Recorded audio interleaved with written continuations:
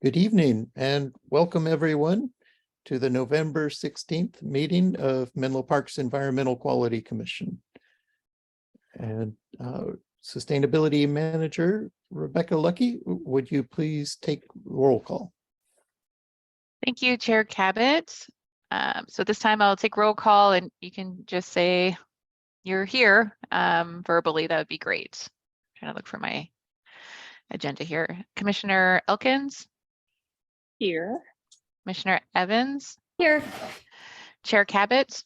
Here. Vice Chair Headley? Here. Commissioner Lynn? Not arrived yet. Commissioner McKenna? Here. And Commissioner Schmidt? Here. Thank you. I return the meeting back to you, Chair Cabot. All right. Thank you very much. And we have a new commissioner joining us this evening for his first meeting. I'd like to welcome Commissioner John McKenna and ask Commissioner McKenna if you can say a few words about yourself to help us and the public get to know you better. Yeah, sure. Thank you, Chair Cabot. Hello, everybody. My name's John McKenna, and I'm honored to be a part of this commission. I am a 15-year resident of the city of Menlo Park. I've been in the commercial real estate industry for about 22 years, practicing locally, office in Palo Alto. So I have a short commute.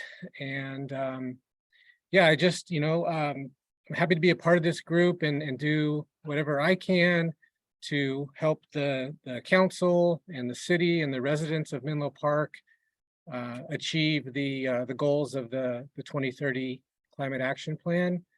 And, just in general, help in any way possible on the environmental side of things. I appreciate how important a healthy environment is to our collective well-being.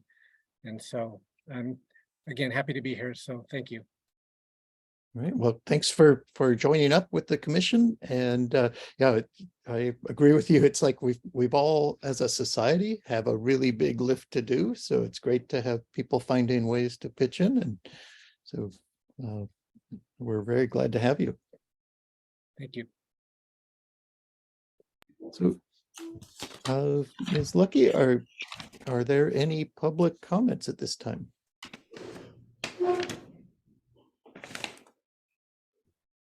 Thank you, Chair Cabot. So at this time, if there are any members of the public that would like to speak on an item that's not on the agenda, you can use your raised hand feature next to your name or press *9 if you're on a landline, and I'll be able to unmute your microphone so you can speak to the commission for up to 3 minutes.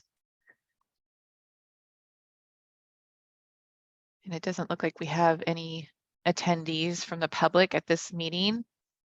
So I'll return the meeting back to you, Chair Cabot.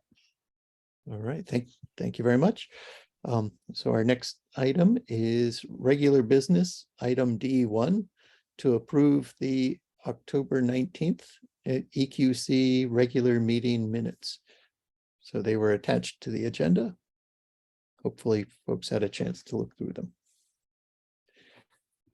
Are there any comments or discussion of the minutes or a move to approve them? Move to approve them. I second the motion. All right. Moved by Commissioner Evans and seconded by Commissioner Elkins.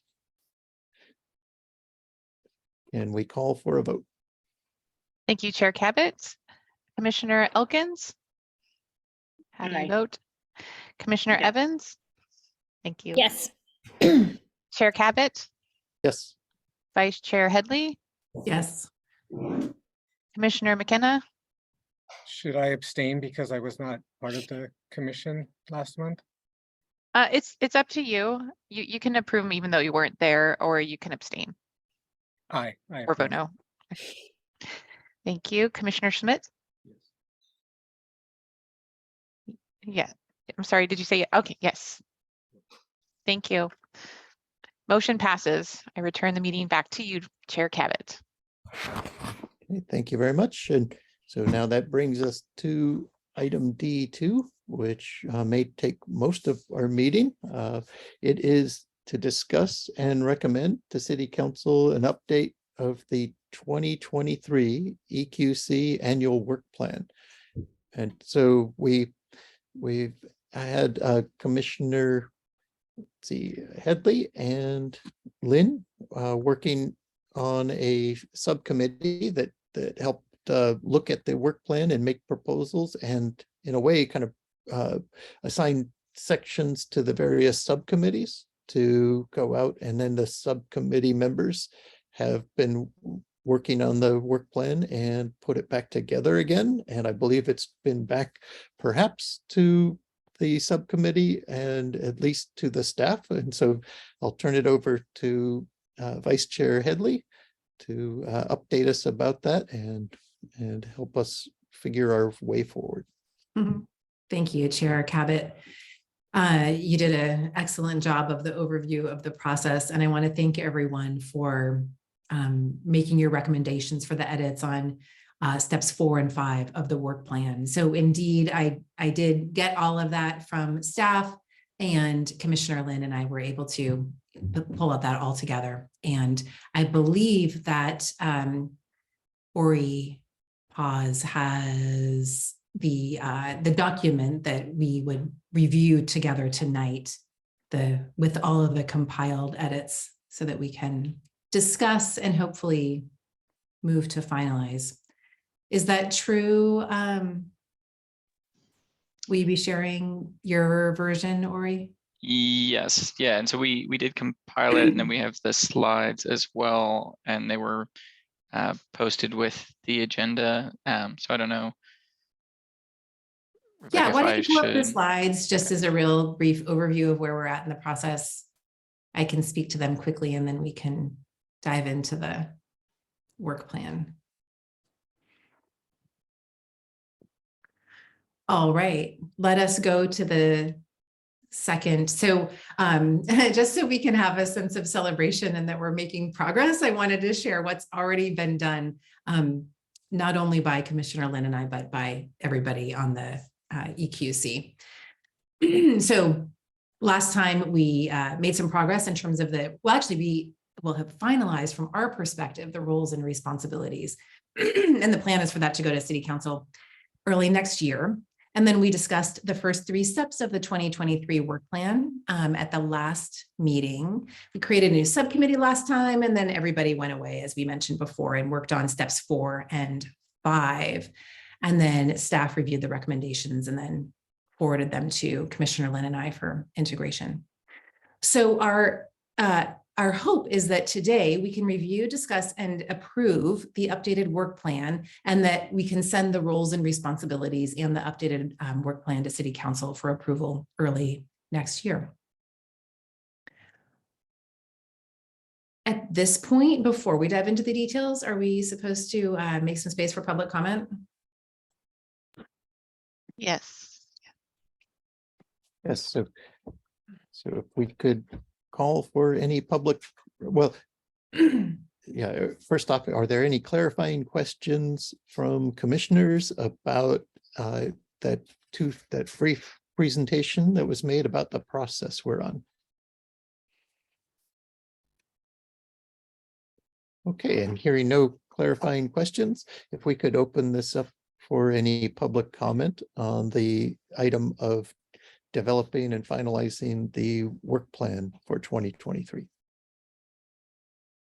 Thank you, Chair Cabot. So for members of the public who are in attendance and wish to speak on the EQC's 2023 work plan, you can use the raised hand feature next to your name or at the bottom of the screen, and I'll be able to unmute your microphone so you can speak to the commission for up to 3 minutes.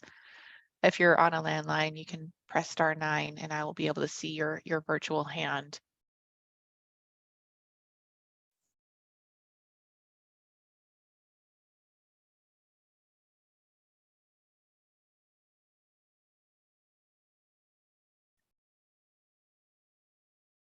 So at this time, I do not see any hands raised.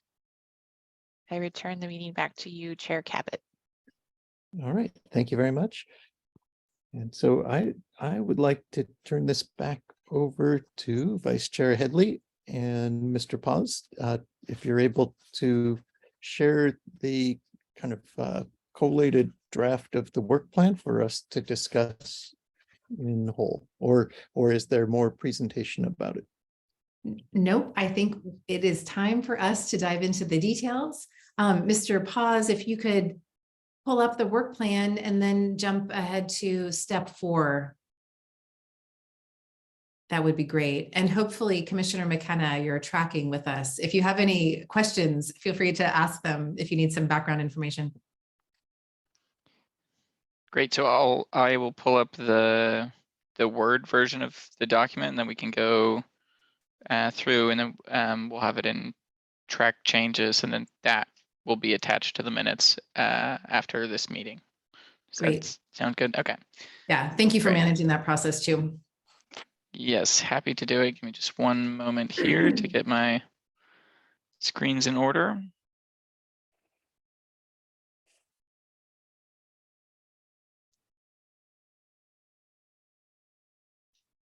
Okay, and then I believe I should be able to share. Give me just one second here.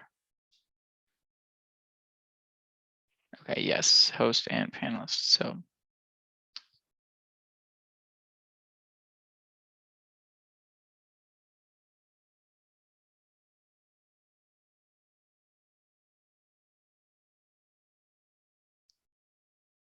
okay, great. So can everyone see the commission work plan guidelines? It would be nice if you could make it bigger on your screen somehow. Enhanced. Ooh, that's becoming more visible to me at least. Okay, It's getting better. okay. This is the correct document though, right? Yes. Okay. Great. And then you had given me a starting point. If you could repeat that. Yeah, step 4. Okay. Because we already last time we talked through the mission statement. And that is not very, oh, actually, you know what? We have an update on that one because we have a new commissioner. Thank you.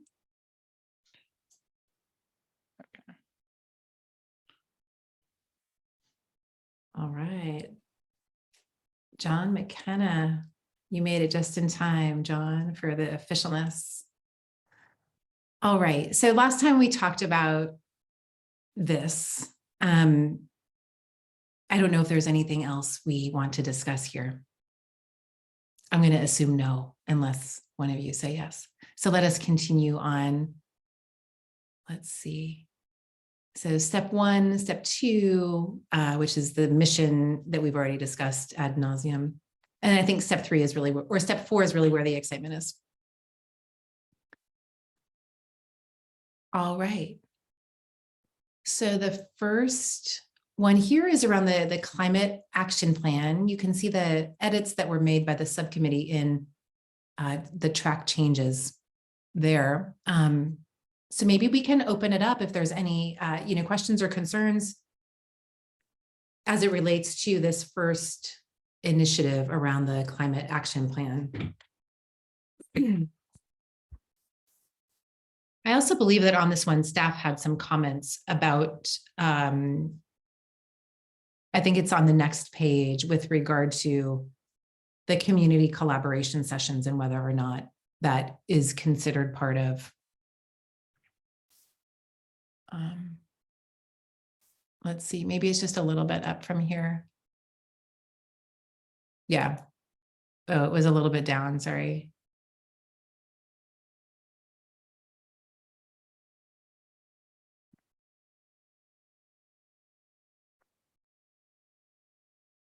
Ooh. Yeah, stop. Okay, that one, yeah. So I don't know, Mr. Paz or Ms. Lucky, if you have anything you want to say to the group about that.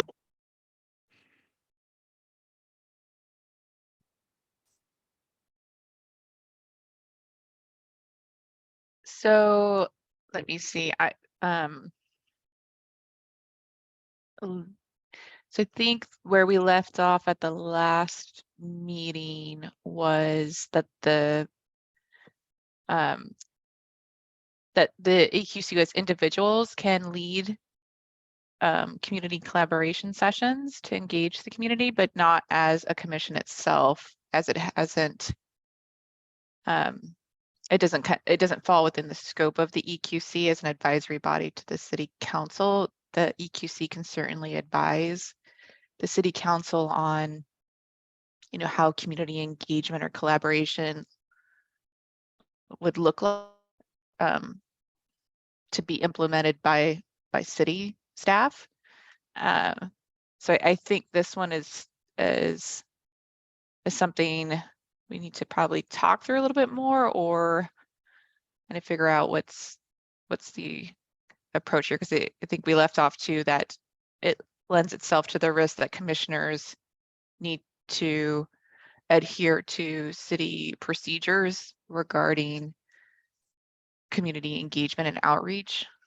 And then also just understanding the resources that would be needed to help the commission in that effort.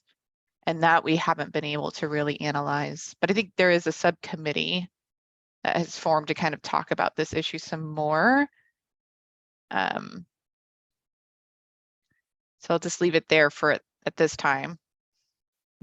Yeah, so maybe I'll jump in and with some of the discussion of what I'm understanding about that issue of how might we as individuals do things related to community outreach that are generally assistive with helping the community move towards its climate preservation goals. And so I think the kind of the line that we're seeing being established is that the staff would like to be the ones involved in developing and administering the outreach associated with policy development, and that the individuals of the commission are able to develop and provide outreach or community meetings or webinars or other educational events to help educate the public about climate change and about ways to deal with climate change at their homes and ways to say, for example, electrify their homes because, or pursue other aspects of the climate action plan, but not working on outreach about policy development.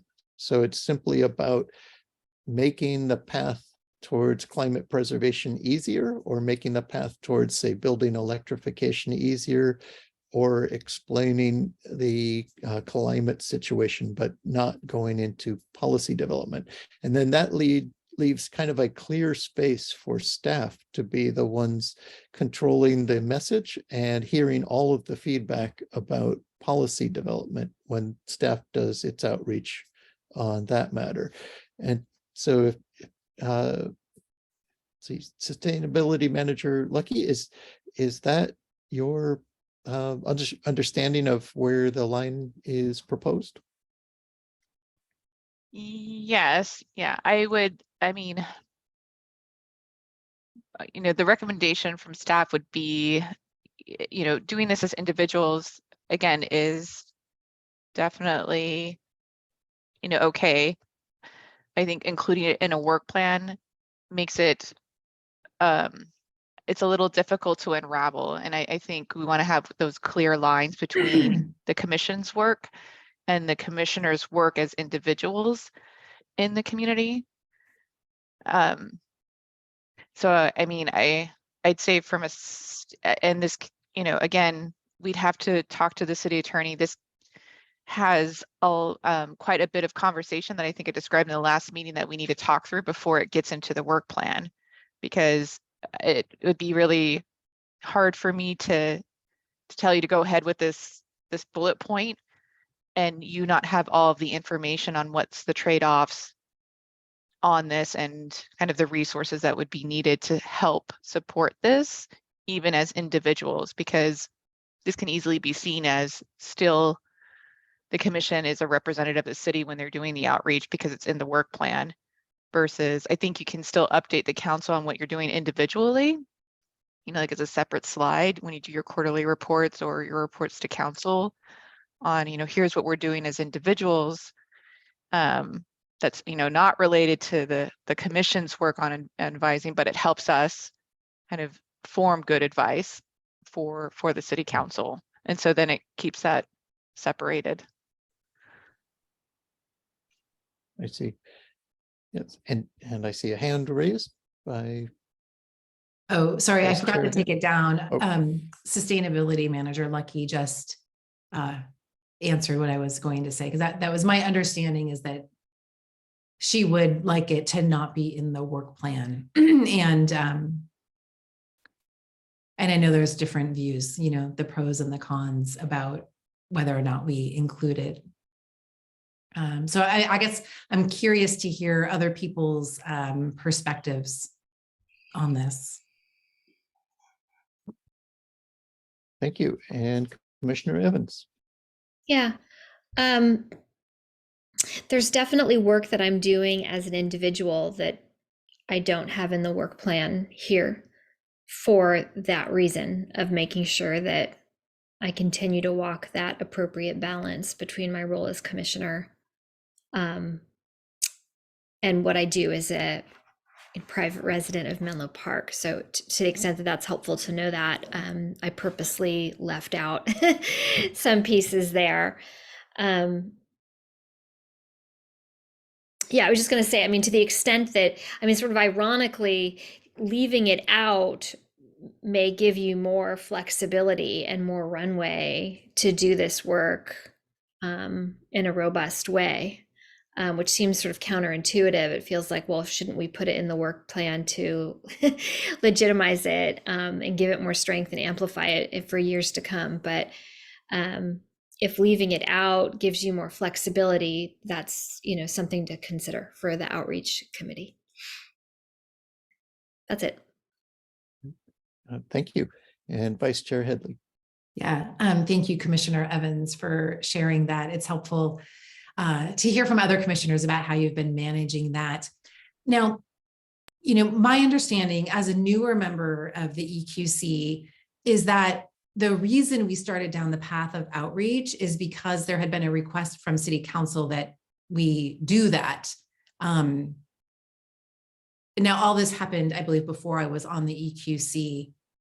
And I also understand there was a request of staff to do outreach, and we sort of stepped in because that wasn't yet happening. And I'm not sure if that would have happened if we weren't, you know, on the EQC outreach subcommittee. So that may not make a difference for going forward, but I thought it was important context to share. Thank you.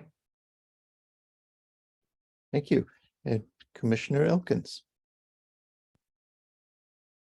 Yes, I'm struggling to remember what the council specifically asked us to do. So maybe if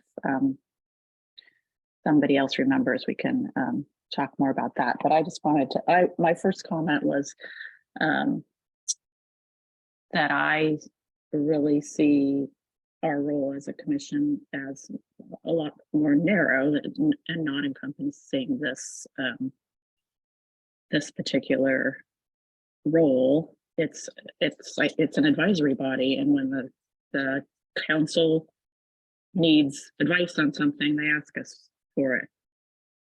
It's not even, in my opinion, an action body like that.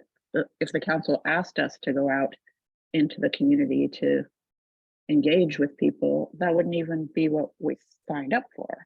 I mean, I hate to be, as I know that a lot of people on the commission, and myself included, consider us to be in an emergency situation and that we need to do everything that we can do. But I think, speaking maybe perhaps as a former lawyer, that it is important to define these roles. And I understand what Ms. Lucky is saying about exposing the city and needing the city attorney to really explain to us all the ramifications of what our actions might be. I agree also with Commissioner Evans that leaving it out basically leaves us free to do whatever we want as private individuals instead of boxing ourselves in as commissioners. So those are my thoughts at the moment. All right, thank you. Yeah, so I do recall having watched various council meetings over the years grappling with this issue.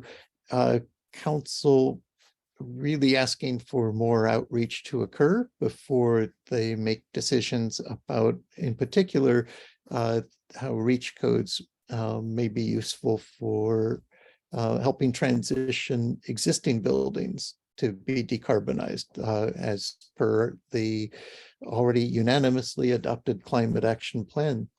So they were very interested in having outreach done, and we were, as a commission, very interested in having more policy developed. And so outreach was needed by council and requested by council, but it, I heard it different ways, whether there was a role for us to be doing it, or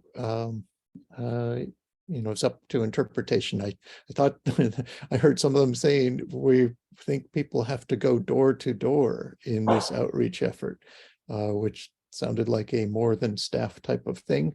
So I've interpreted it different ways, but I am flexible about that and can see that if the city is solidifying its ideas about how to do outreach to get adequate feedback and information back and forth to the community for policy development, if they've got a good plan, I definitely am comfortable leaving that up to them. And I do appreciate that they're helping us to start to see ways we can work as individuals to also get generalized information out to people about ways that we can work on the climate problem and make the progress easier. And so I'd like to open it up to Commissioner Evans. So to bridge these two concepts, just throwing an idea out there, and you guys feel free to play devil's advocate. Would it be helpful, instead of the bullet that we're debating here, to have something sort of along the lines of assist council and or staff as necessary with outreach? This wouldn't be exactly how it would be worded, but sort of a notion that recognizes that commissioners can do and should respond to council and staff requests for support with outreach or other activities as the need emerges.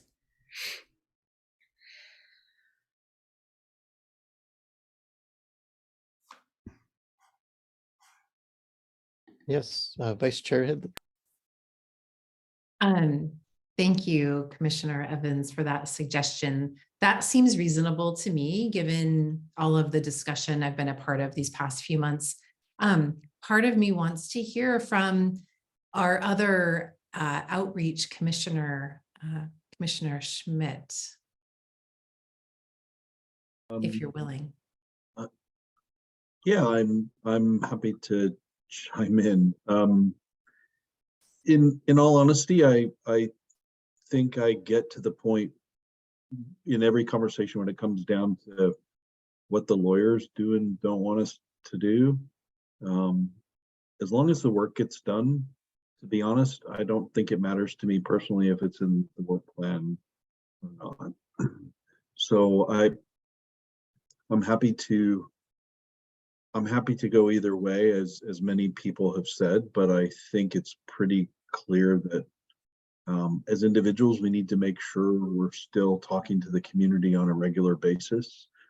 And how we wear that hat, we can be careful, but the minute it comes down to what the lawyers want us to do to keep everybody on safe ground, I think we head off into the wrong direction. So if the result is we take it out and we still do the collaborative sessions because it's the right thing to do in the community and we're just careful about how we describe it, then I'm totally fine taking it out. And sorry, that came across as very, I think I've been part of lots of these debates before, and it's sort of everybody sways and we spend a lot of time, different governing bodies and meetings and corporate stuff. And, you know, we can swirl on this for the next 6 months. I think let's just do the work. You know, let's take it out. Let's get the work done. We'll schedule the next one. Let's make sure we stay on safe ground. And that's kind of where my head is. Thank you, Commissioner Schmidt. Mr. Paz, could you make it much bigger just so we can see that one column? Yeah, I don't even think we need to see all those other columns. I don't know if you can adjust it on your screen, because I think the next bullet down kind of gets at what Commissioner Evans was, where it says provide, oh, no, you went too far. It was just the one right under the one we were discussing. Yeah, provide recommendations and advice that improves communication with the community about the climate action plan, I think may be sufficient. So I guess what I'd like to propose, given everything we've discussed, is to delete the bullet above and just continue that work as individuals. So I guess that's my motion. All right, so there's a motion. Is there a second? I would second that. All right, thank you. So we have a motion by Vice Chair Headley, seconded by Commissioner Elkins to remove this bullet about continuing to lead or host community collaboration sessions. And so we'll open that up for discussion.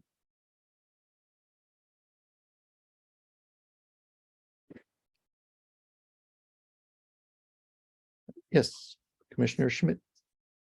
I think if we are we going to vote on each one of these changes, because it feels like we just discussed it. I mean, I feel pretty, I like the way that Vice Chair Headley said it. Is what we really want to get to is that second bullet. We want an informed way to provide good recommendations. And I think what we learned in the first few sessions that we did is, boy, there's a great way for us to be more informed, which is have people like, you know, Juanita and Pam and Violet and other folks join these rich discussions, and then we synthesize that and bring that back to City Council. And if it means we delete the first bullet, but we keep the second bullet, it's that input that I think, as Nancy said, that's the most valuable piece of this. So I'd argue if we're going to vote, I would definitely vote to take it out. Okay. Yep, thank you. And I actually do want to go point by point, at least for this one point. I suspect there aren't as many that are as controversial as this. So if we could hear any more thoughts before calling for a vote on the motion to remove this one highlighted pink bullet. And seeing none. Sustainability Manager Lucky, can you call for a vote? Thank you, Chair Cabot. So the motion is to remove the bullet point that states continue to lead or host community collaboration sessions to engage the community in implementing the CAP, to provide information about how homes businesses can make climate progress toward CAP goals, and solicit feedback about climate preservation. Commissioner Elkins, how do you vote? Yes. Commissioner Evans, Yes. Chair Cabot, Yes. Vice Chair Headley, Yes. Commissioner McKenna, Yeah, excuse me, yes. Commissioner Schmidt. Yes. A motion passes. I return the meeting back to you, Chair Cabot. Thank you. Right, thank you. And I turn it back over to Vice Chair Headley, if you can Thank you. continue to show us what you have assembled. Okay, so Mr. Paz, if we could go up to the top of this climate action section. And again, I don't know if you can make it so that we really focus on that. Oh, okay, here we go. Can you make it bigger? I don't know why I'm only seeing like a small portion. It's only like on my Zoom, it's taking up like a third of the Zoom situation. Yeah, the same on mine. So it's the size of the projection screen. If we were in a movie theater, the height of the screen. And I can see everything at least now. All right, so maybe we can take a look. Is there any, actually, why don't we do it differently? Because I know everyone has a copy of this version. Are there any other items to be discussed with regard to this first section around the climate action plan? Regardless of what you can see on Mr. Paz's screen. This section on my end, it goes on for 3 pages. And if anybody needs the link, we can. Yep. All right, thank you for asking. And I see Commissioner Schmidt has his hand raised. Thanks.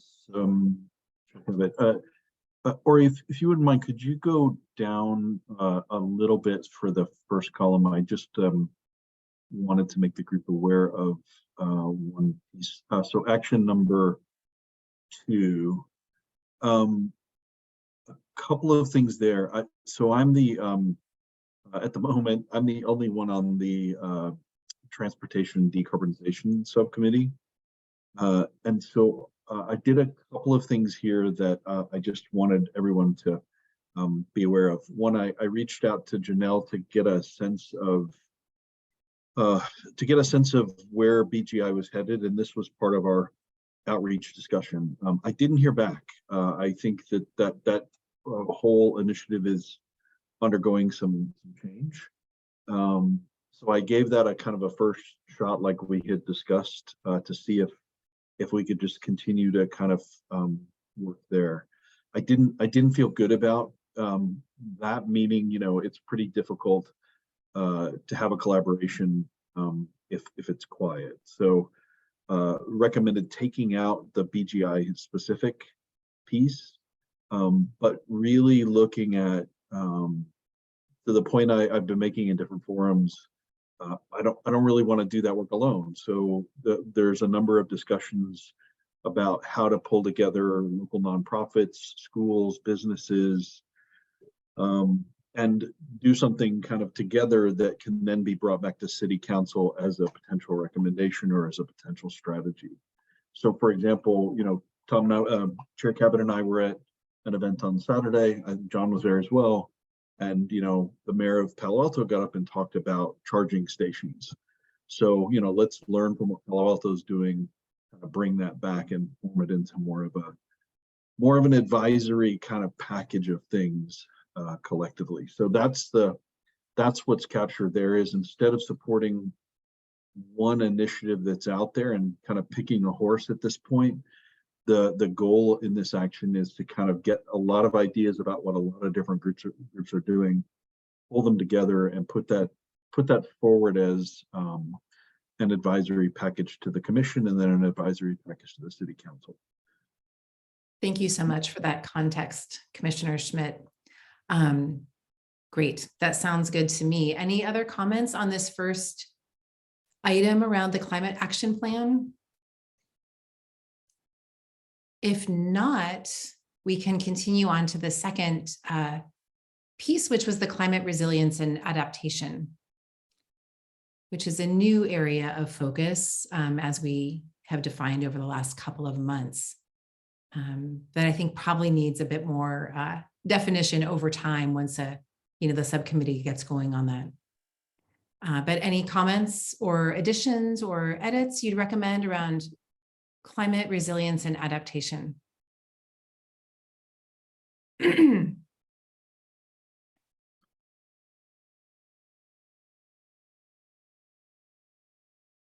Ori, could you go down a little bit? Okay, I was just gonna ask where. Yeah. Oh yeah, thanks. I was looking at my version. We're on a little bit farther I don't know.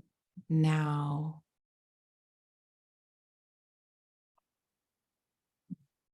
Even farther. Yeah. All right. I guess, the main question I have about this particular one is I believe we have a resilience subcommittee that Commissioner Elkins is on.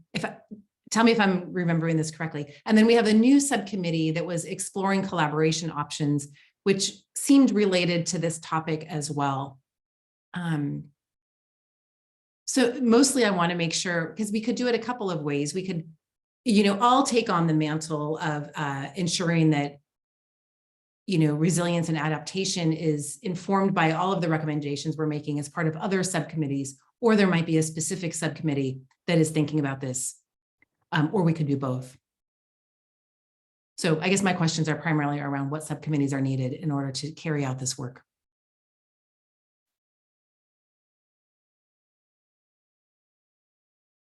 And maybe that doesn't even need to be discussed as part of the work plan. And if not, we can move on to the third piece. Yeah, go ahead, Commissioner Schmidt. Maybe a little context and Angela and Leah, please jump in. So here's what I think happened here was we heard from CRC and we heard from people during a meeting that during one of the outreach meetings that the cap is great, but Belhaven's not focused on electric vehicles. Belhaven's focused on air purifiers or cooling stations, or and so part of my concern, Vice Chair Headley, is that like the cap plan has a little bit of less relevance for certain parts of our community. So kind of merging this into the cap plan will have some potential disconnects. So maybe having it sort of separate for a little while until we can really get things better integrated. I think just trying to create it as a layer in each of our working things feels a tiny bit premature until we can really understand it, really listen to members of that community, really understand how things might need to change before we can kind of layer it into the other working areas. So anyway, that's just a little bit of context for, I think, how some of this started to get teased out. Thank you for that, Commissioner Schmidt. And I remember all of those conversations, and thank you for reiterating that for all of us. And I do agree. And I think it's really, I've gotten feedback from people more connected to the Belhaven community that they're thrilled to have this called out as a specific thing that we're focused on as an EQC. So I like it too. So maybe this question is to Commissioner Schmidt or others. Do we have the right subcommittee structure currently to support this? Or do we want to have that as a separate conversation later and not as part of the work plan? I'm not sure I understood the question. What do you mean by the structure? I mean, I think it's the three of us are on this one. Do you mean the three of us, the exploring collaboration options subcommittee, or more the outreach subcommittee, or the sustainability one? My fault. Commissioner Elkins, Commissioner Evans, and myself, I think, are on this one. Okay, I see a couple of hands. So Commissioner Evans, please weigh in. Yeah, so my understanding from my own role was that I had opted in to participate in resilience work. And then through that, we started having these initial conversations that we still need to pursue with city and city staff about how that collaboration could meaningfully look. So if it makes sense, it probably then makes sense for it to be one subcommittee at this point, but I'm not sure that really matters. I think I'm with Commissioner Schmidt. If it remains as two subcommittees and then we blend them in once we get clarity on how to work with these community organizations more efficiently in Belhaven, then that's fine. But yeah, the outreach, the what's it called? The collaboration one, where we're exploring those conversations with the city, that came from a discussion about how can we best do climate resilience as EQC. Thank you. Thank you, Commissioner Evans. Commissioner Elkins. So I don't see that new subcommittee that we formed at the last meeting. on this work plan, I saw that as sort of a separate thing where we were, because we had this issue that we definitely needed to discuss. So I'm not sure that, and I thought I was the only member of this climate resilience and adaptation subcommittee, sorry. Which Yeah. may be incorrect, but nevertheless, That's my understanding Yeah. as well. and that there's another committee that hasn't actually made it to the work plan, and I'm not sure that it belongs there either, but it was more of that exploration of how we could figure out how to collaborate with other nonprofits and community organizations in order to advance this work. But I think, but my feeling is that all again runs up against our role as an advisory body, which is supposed to respond to the city council by request specifically, as opposed to the other way around, and that action, as valuable as it is, as necessary as it is, doesn't belong in this commission's work plan. That it should be something exterior that then perhaps through conversations with officials and city employees become, it becomes part of the commission's duties. But at this point, I don't think we have a mandate from the city council in that respect. So Commissioner, so I think there's a couple of things I'm hearing from your comments. One is maybe next time we gather, we can discuss the subcommittees in greater detail if we need to.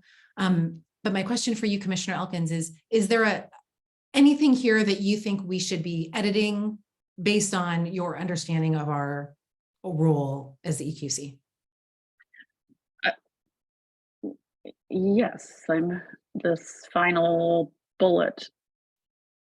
The brainstorm one? I'm not, yeah, to me, it goes along down the same path as the one that we eliminated from the first section, that this is something that we can do as individuals outside of our roles as appointed commissioners. Okay. Okay, why don't we hear from Chair Cabot and Commissioner Schmidt, and then we can come back and discuss this piece. Chair Cabot, over to you. Yep, thank you.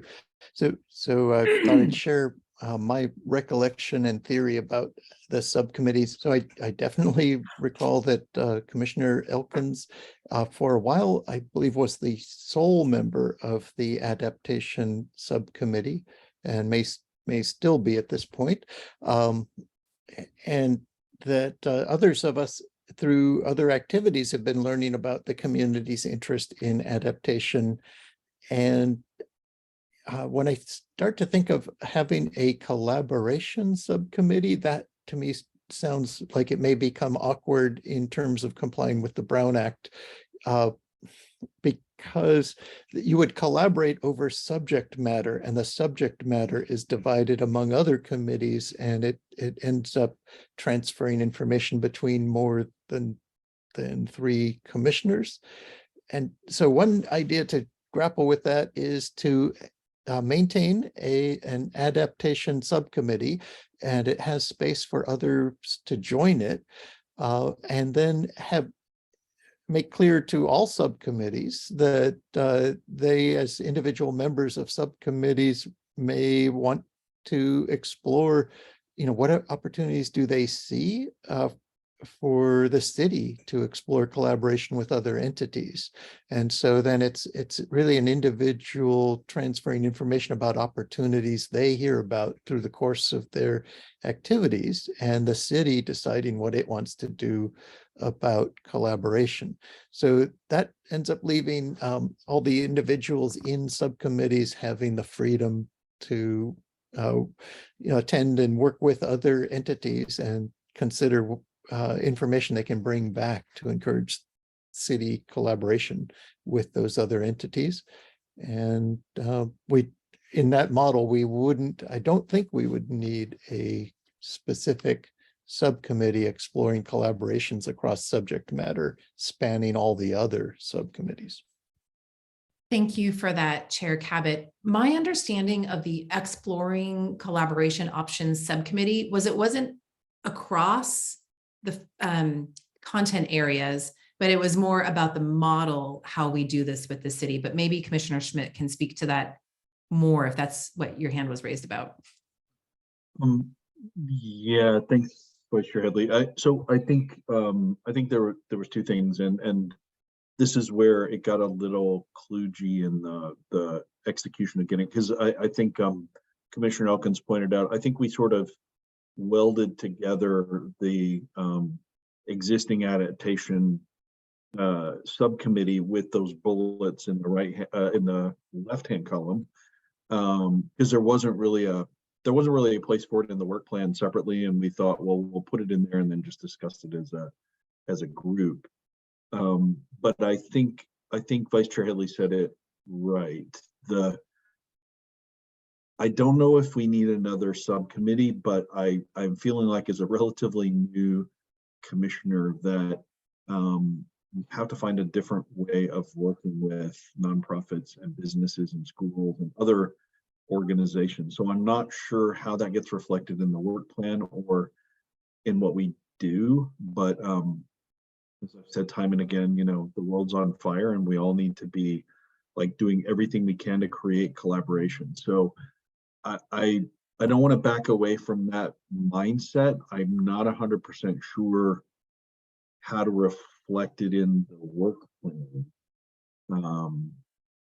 But I feel like if we're just an advisory group who advises the city occasionally, and then maybe something happens and maybe it doesn't, and all these people are somewhat on the sidelines, it's just not a good operating model. So I'm just trying to kind of really push us toward how do we show that this is a super collective effort. So anyway, but to Vice Chair Headley's point, that's the spirit behind of having it in there and getting people to focus on it. Thank you, Commissioner Schmidt. Commissioner McKenna. Yeah, I don't know if this is the right time to bring this up, but there's a lot of discussion throughout this work plan process of subcommittees.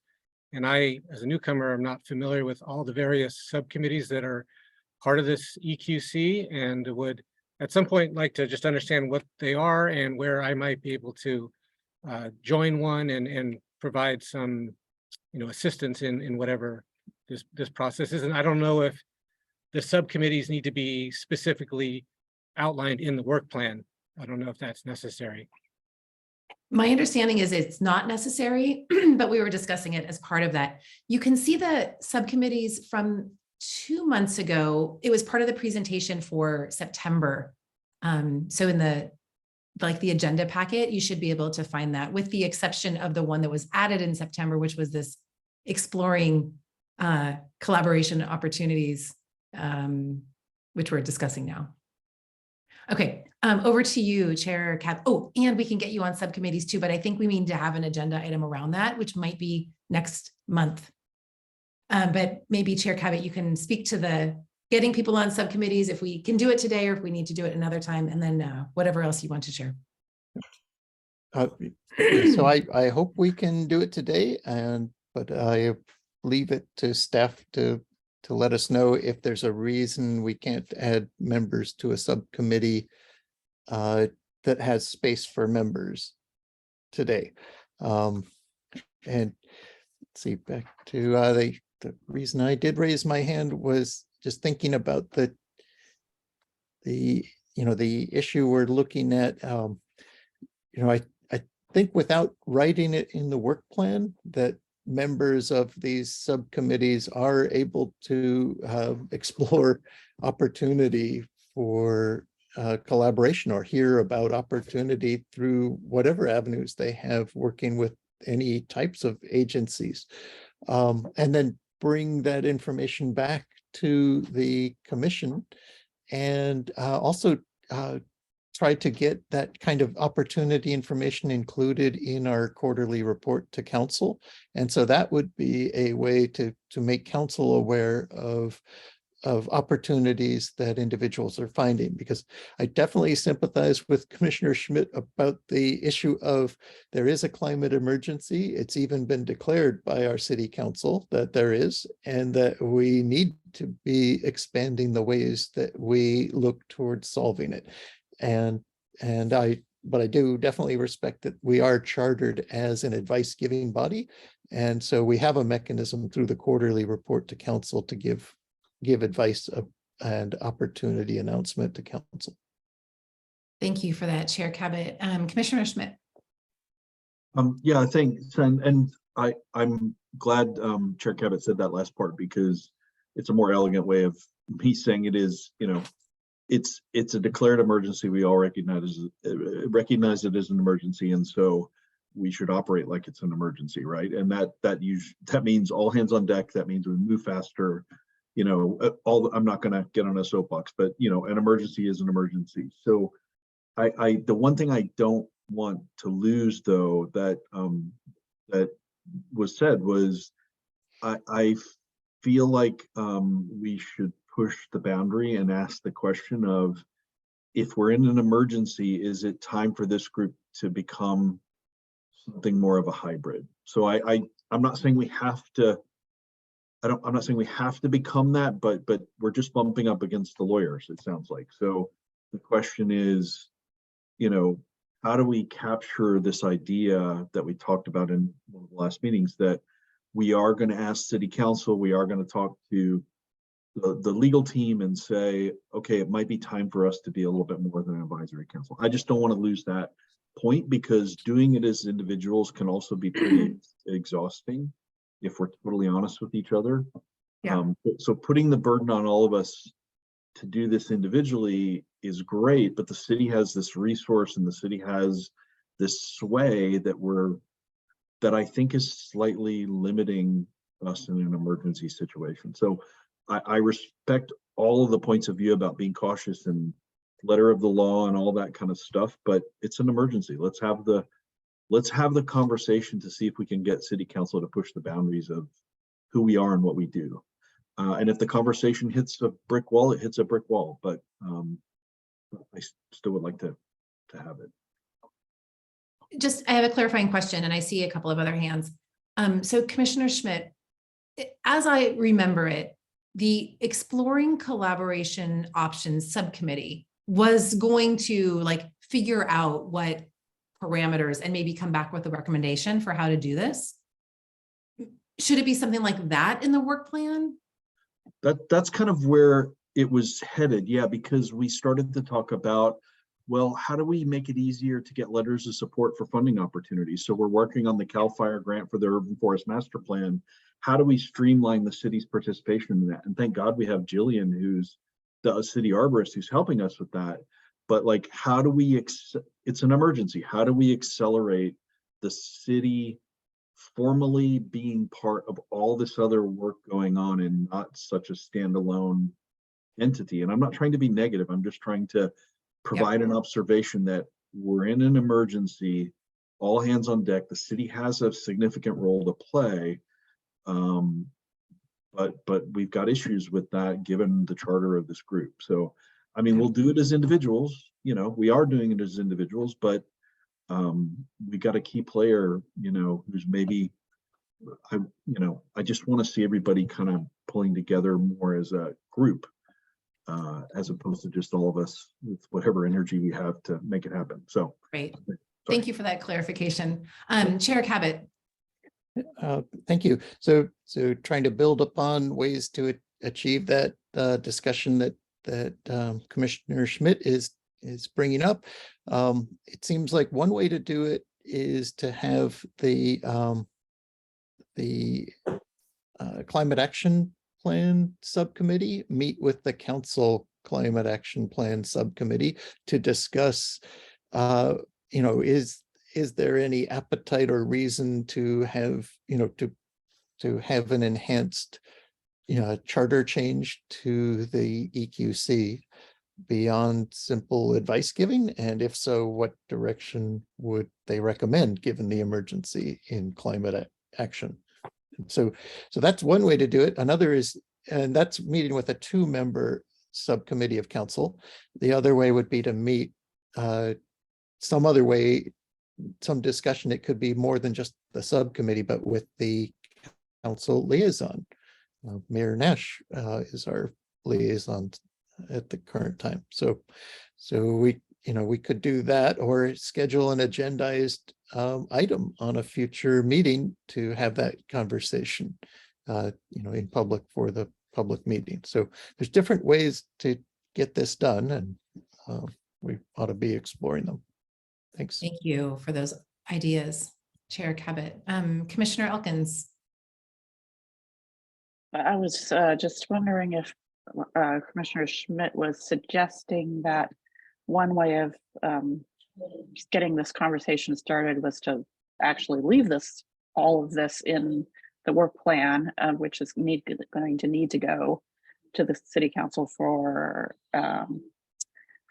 approval.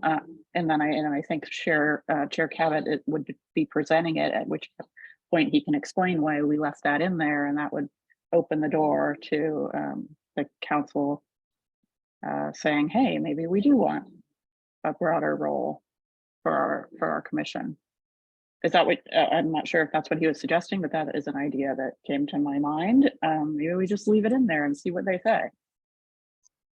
I think that would be, to be honest, I think exactly what both of you are saying. Anything that prompts the conversation, anything that gets us in front of the legal team, anything that, gets us in front of Mayor Nash to say, look, let's operate as if we're in an emergency environment. And, I used to be in emergency medicine way back when. Like, when a patient comes in, everybody converges, right? And that's not how I'm seeing. And it's not, sorry, this is not the city of Menlo Park. This is all the city government.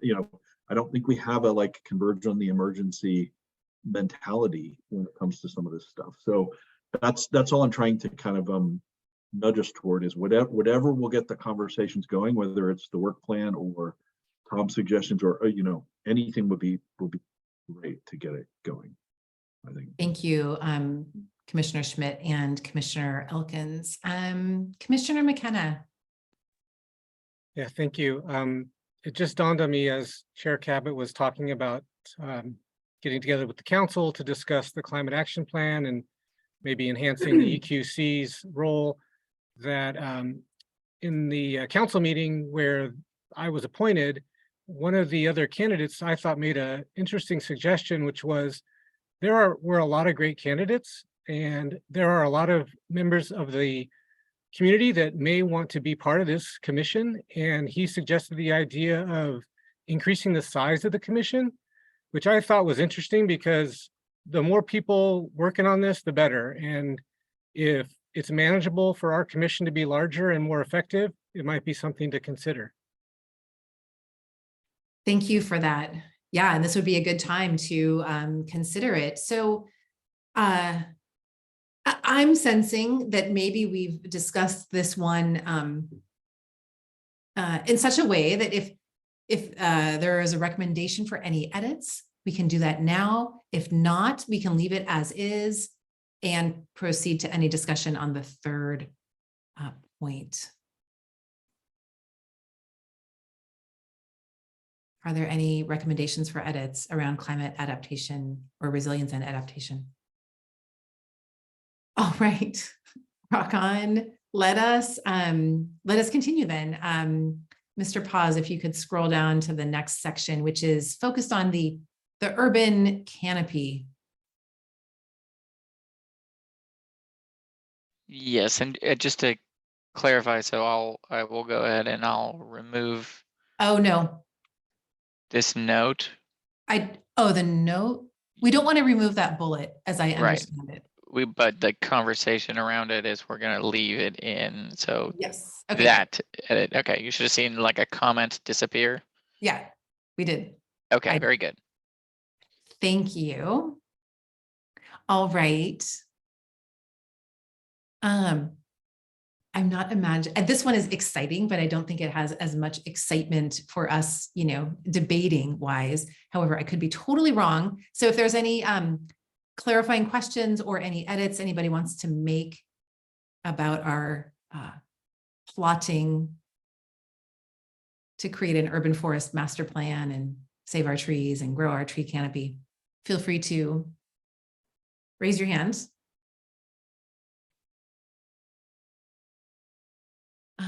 If there are no concerns here, why don't we proceed on to the, oh, no, we do have one. Chair Cabot, go ahead. Yeah, I just wanted to hear if staff can affirm that the comment in, or not comment, the addition in red shown on the screen, and to make determination on appeals of heritage tree removal permits. Is that fully compatible with the heritage tree ordinance, or is that taking a step backwards?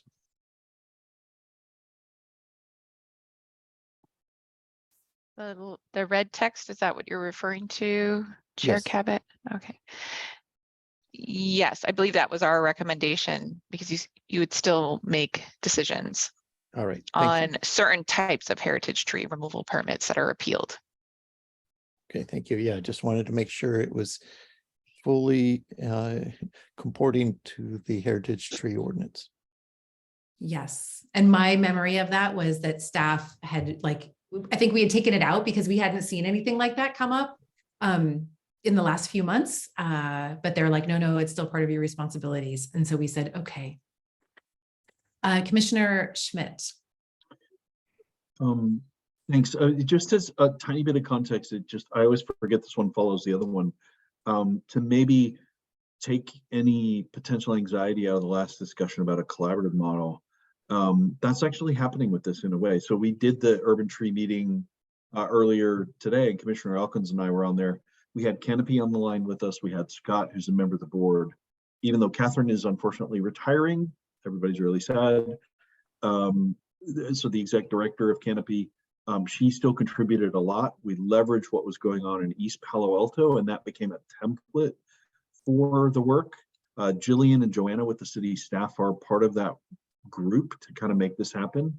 And, you know, we're eventually going, and then Vice Chair Headley has talked to Mayor Nash about this. And so I think that this is a really good example of, you know, groups are kind of moving really fast to get this to happen. And then we're going to hopefully get the CAL FIRE grant as soon as that's released. Well, we're waiting and watching. Then, you know, we're all kind of collaboratively working on the grant. We're going to get in front of City Council and hopefully get step one of this thing. So it was a way to really, we're operating in emergency mode. We're all kind of contributing and meeting and making it happen through a collaborative effort. So I just want to call out, this is a really good example, just like the block power example that Commissioner Evans is a part of. I think there are some good models in the way that things are already operating. And this happens to be one of them. So just wanted to, you know, give that a shout out, I think. Thank you for that, Commissioner Schmidt. Yeah, it's really exciting to see what we're talking about here. Commissioner Schmidt, did you raise your hand again? Or is that okay? Chair Cabot. Yeah, I think Commissioner Schmidt points out a good way that this is already operating is that through active subcommittees, we're able to contact more people and learn about more opportunities and convey them back and forth to city staff and or council. But, you know, the thing we don't do is we don't get to obligate the city to anything in those discussions. We're simply transferring information back and forth to the extent we can as feelers that are able to gather opportunity information for authorized folks like staff and council to make decisions. Totally true. Yeah, totally true. Awesome. Thank you, Chair Cabot. Mr. Paz, if you could scroll down to the final list of actions. I think this was pretty much on there before. What we did with this section was we deleted the separate bullets around or the separate section around the leaf blowers and included it here. So the second bullet in blue just that there is ongoing support of the Zell ordinance that's being discussed with staff. So I think there's some ongoing work for our commission here. And I think that the first bullet was previously, thanks, Ori, for making that clear what we're talking about. I think that first bullet is in blue, but only because it kind of got merged under this broader thing of green and sustainable initiatives. There's nothing else really new here. So any comments about this one? All right. So I guess I'm hearing maybe one thing that we might consider as part of the work plan, and I don't know if this is the appropriate mechanism, but Commissioner McKenna brought to us the question around, should we recommend an increase in the number of EQC members, given, you know, the point about we're in a climate emergency? So maybe this is a question for staff or for Chair Cabot.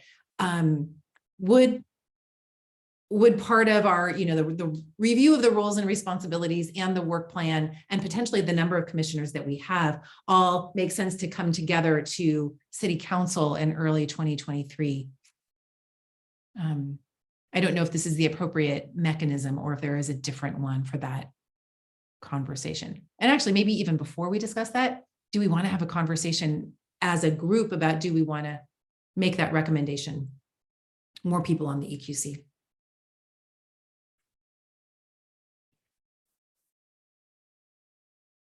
Commissioner Schmidt. The only thing I'd recommend, I actually like the idea. I would want to maybe position it with the more active in doing part. I wouldn't want City Council to get focused on adding more members and then it's just more advisors, right? So if there's a way we can position it as we lead with this idea of we want this body to potentially become more active and do collaborations like the Canopy and the Block Power, and then say, and one way to potentially do that is to add more members. I wouldn't want people to go, oh, we're going to add 4 new members, problem solved. Like, I don't think that's the intent, and I don't think that was Johnson's intent, but I just wanted to kind of call that out. Is sometimes it gets split flopped that way, and you know. Yeah, thank you for sharing that. You know what, I listened to that meeting, the one in Palo Alto on Saturday. I wasn't able to attend because of COVID. One thing that really inspired me that's related to this discussion about the size of the commission was the advisory bodies that they had of youth. So youth committees, and maybe it's not an advisory body, but maybe there's like another like group of people that live in Menlo Park or work here, and maybe they're adults and maybe they're kids, and maybe there's a couple of different groups that we end up,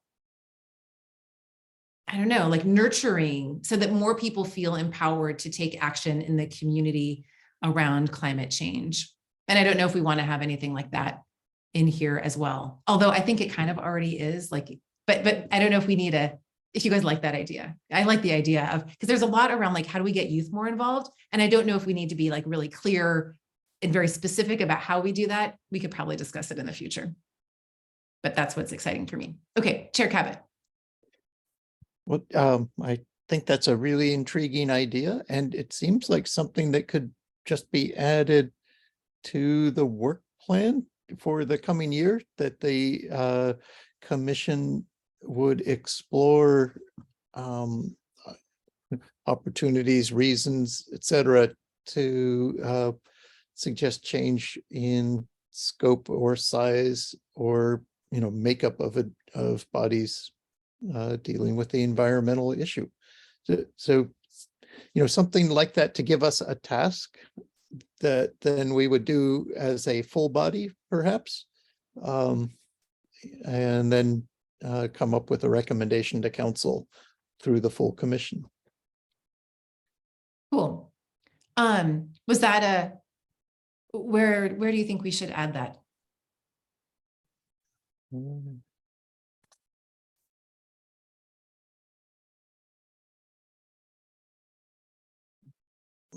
you know, it,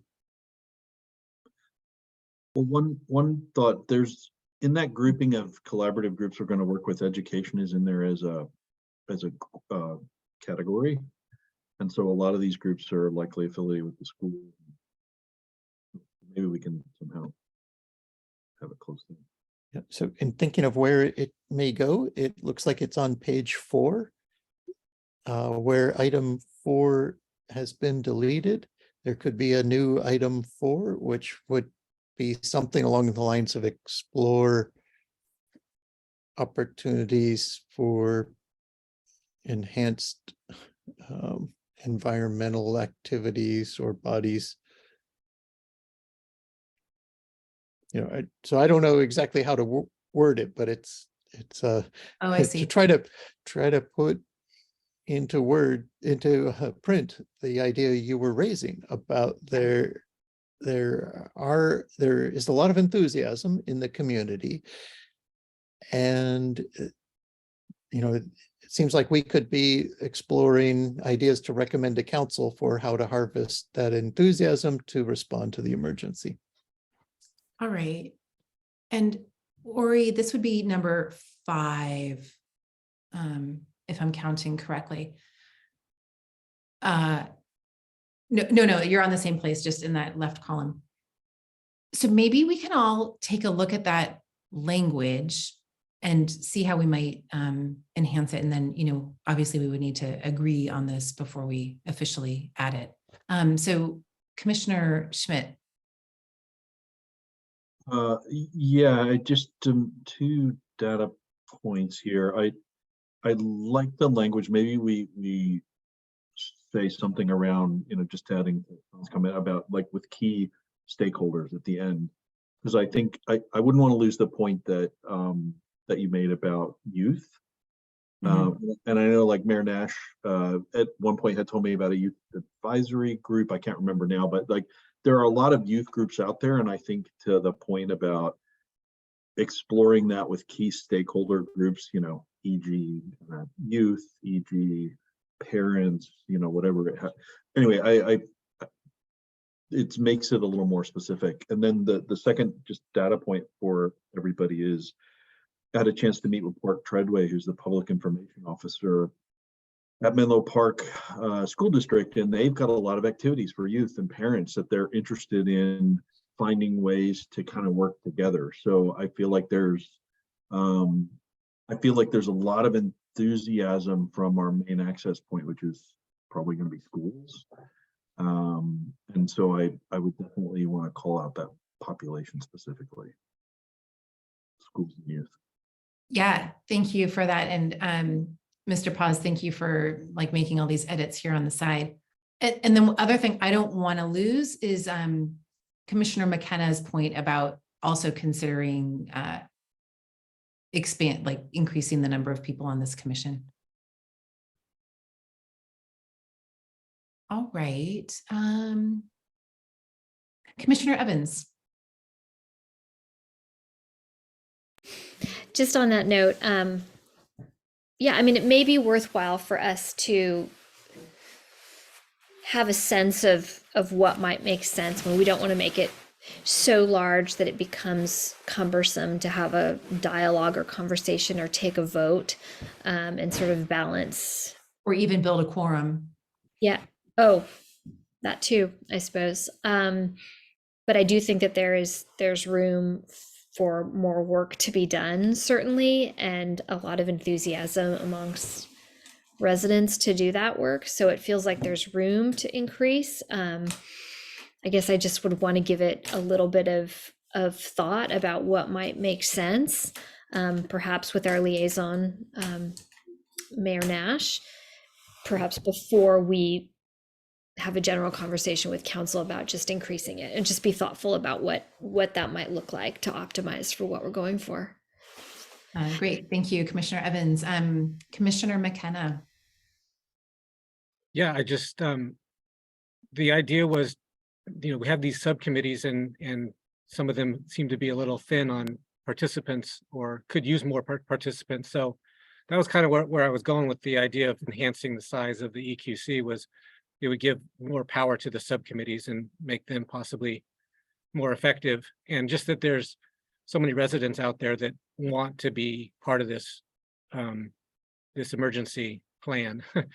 But I will defer, of course, to more experienced commissioners here as to what is, an effective number, and we don't want it to get so large that it becomes hard to manage. And I guess on what the language says, I don't know if we want to keep it broad like this or add something that says, which includes the possibility of increasing the size of the membership or commissioner base, or whatever the right wording is, or if it's better just to keep it more broad.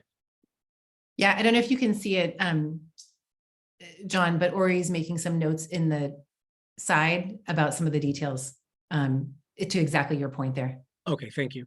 Yeah, but we can totally figure out this exact thing. Okay, let's go over to Sustainability Manager Lucky. Thanks, Commissioner Headley. So I just wanted to chime in a bit because in some ways, I'm trying to kind of let you know that, going down this path of expanding the EQC has, and particularly for, again, an active role, and I kind of think we keep dipping back into more than an advisory body role. And that's kind of specifically what's being talked about here, which is to expand the role. And so for that process, just to give you an overview of what that really is, it's more than just the legality of it, it's also the resources issue as well. So we've got 7 commissioners between Ori and I. We do get questions from each of you from time to time. And adding more people obviously creates like more time that we need as well. So I just want to make sure, what you're putting forward to council in our current, bandwidth to try to analyze like what it would take to, have the commission collaborate, organize meetings and all these other aspects do take an analysis that we need to work on and bring forward to the city council.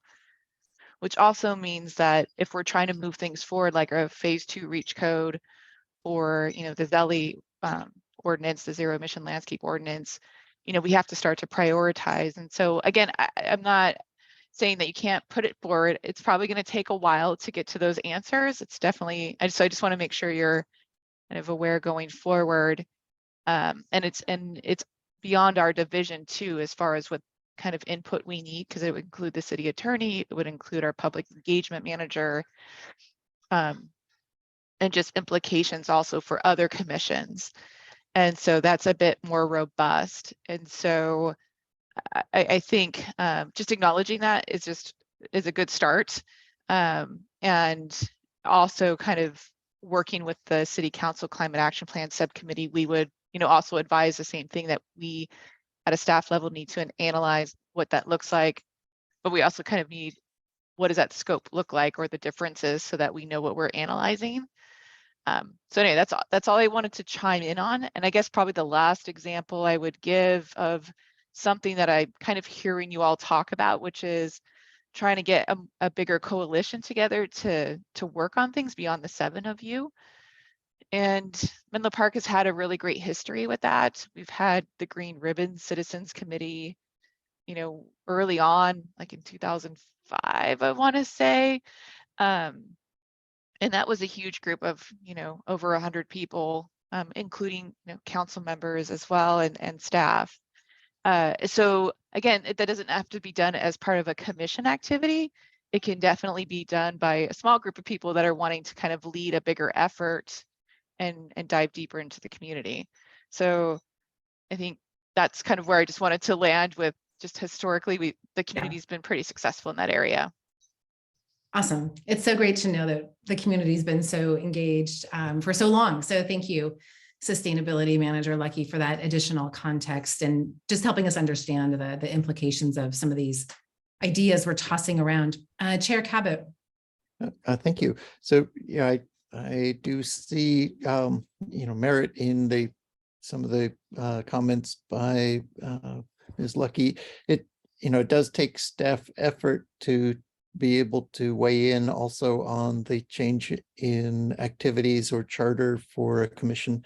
But one of the opportunities already available to us, I believe, through the subcommittee structure is reaching out reaching out to community members who want to be involved and including them in exploratory work and analysis and writing and other aspects, all aspects of the subcommittee, because then the subcommittee takes a look at that and makes a work product out of it and can't act on their own to make the recommendation to council, but brings it to the full commission for the public hearing of it at one of our regular meetings. And that's where the work product gets an up or down vote from the commission for whether it becomes advice to the council. So if we were to do that through our subcommittees, just to try to make space to engage more community members, we can help them become active that way and help them assist us with more forward progress without necessarily creating more work for the staff, because the staff is dealing with the 7 of us and our commission. Thank you, Chair Cabot, for that additional context and just helping us remember that we already can do a lot of these things. We don't need to have it be officially approved in the work plan. Why don't we go to Commissioner Elkins, and then why don't we decide if we want to vote on including this thing or not?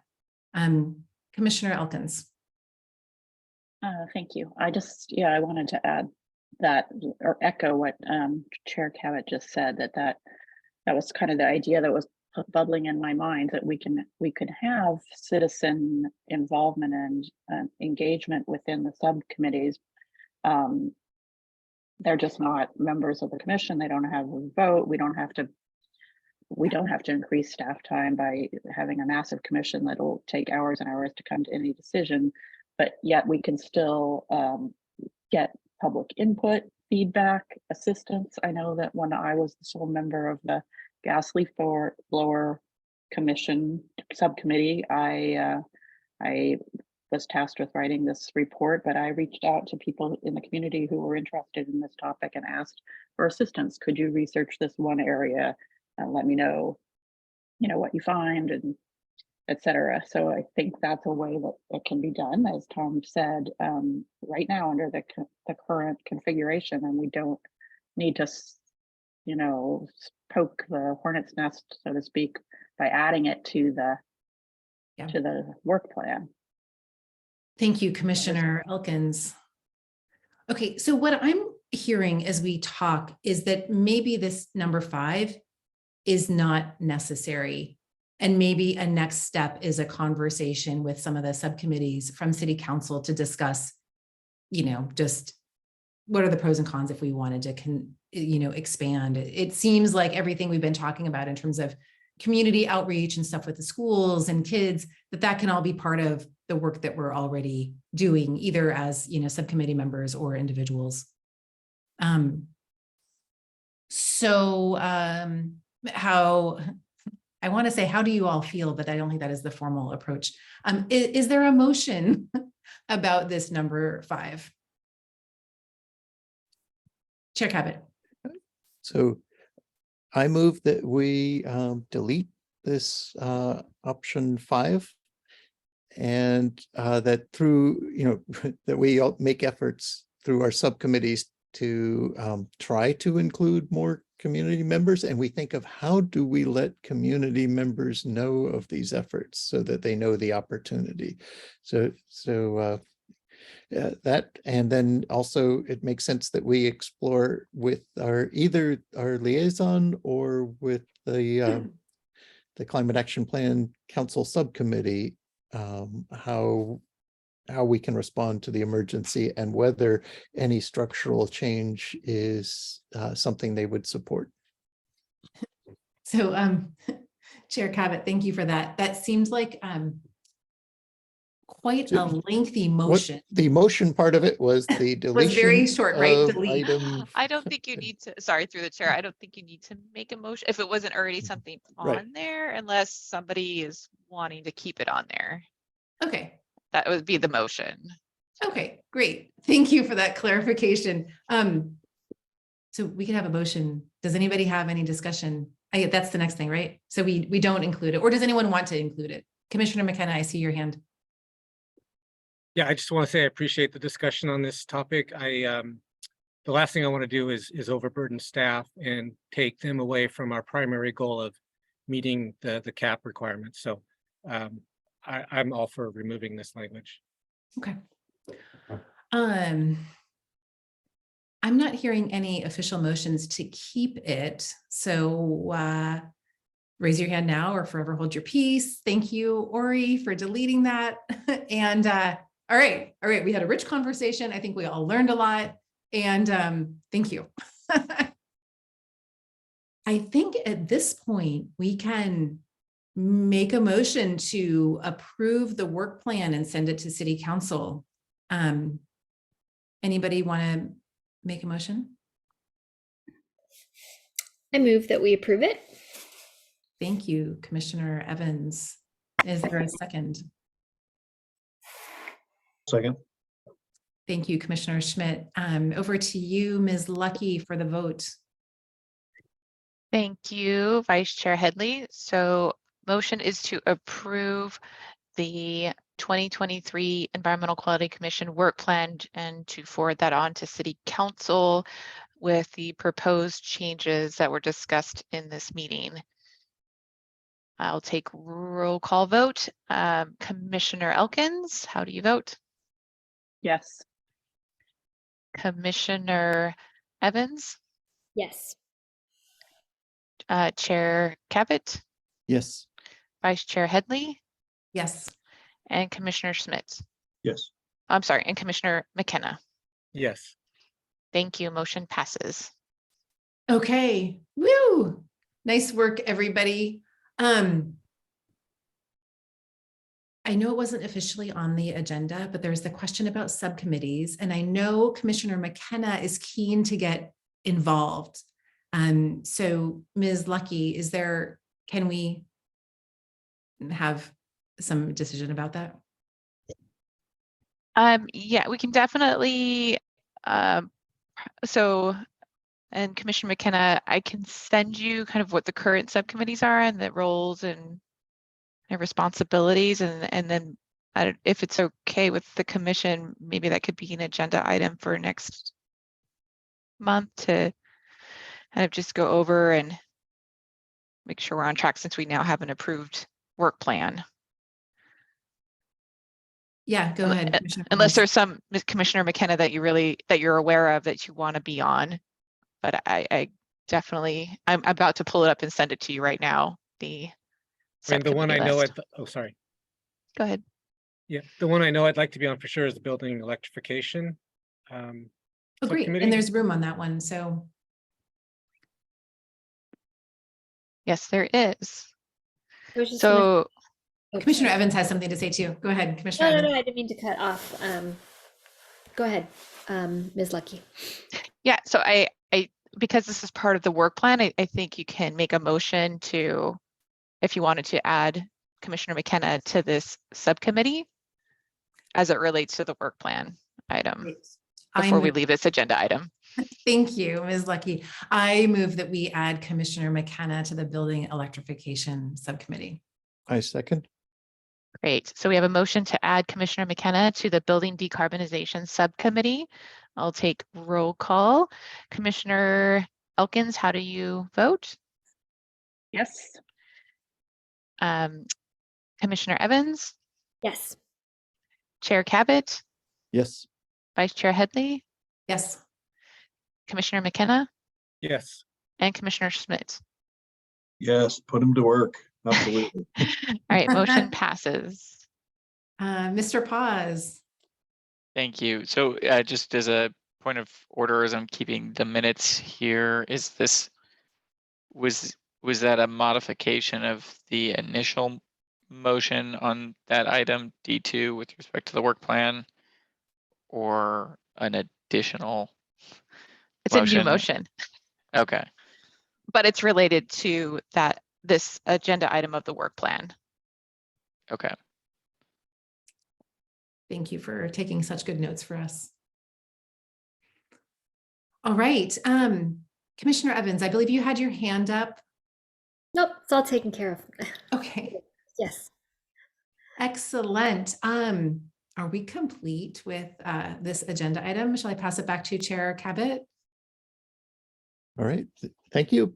And so that brings us to item E1, reports and announcements from staff and then from commissioners. And so it's been a busy month. I know staff's been doing a lot of things, and so have we commissioners as individuals. So it should be an interesting session for reports. And so Commissioner Elkins. I'm sorry, I don't have a report, but I'm wondering, are we skipping the review and discuss December meeting availability? D2? Oh, sorry, I accidentally did skip that. Okay. Yep. Thank you for reminding me of that item. Yeah, so if we can have a discussion of the December opportunity to meet.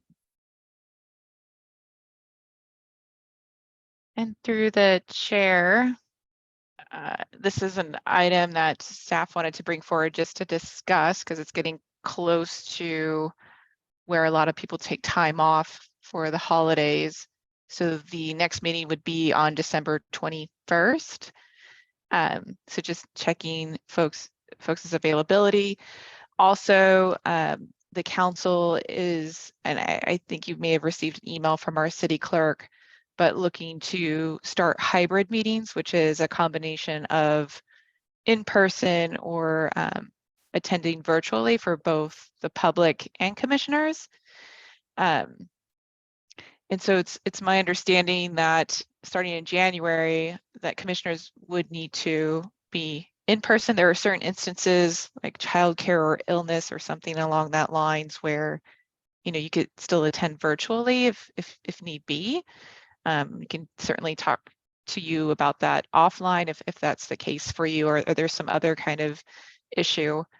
But also just kind of looking for kind of what's the consensus for December, because for January, that's more of a mandatory thing for the in-person, but December there's still some flexibility, at least for the commissioners. Staff do need to attend in person for the December meeting, but commissioners are still have a little bit of flexibility. So you could attend virtually next month and not need, you know, a valid reason.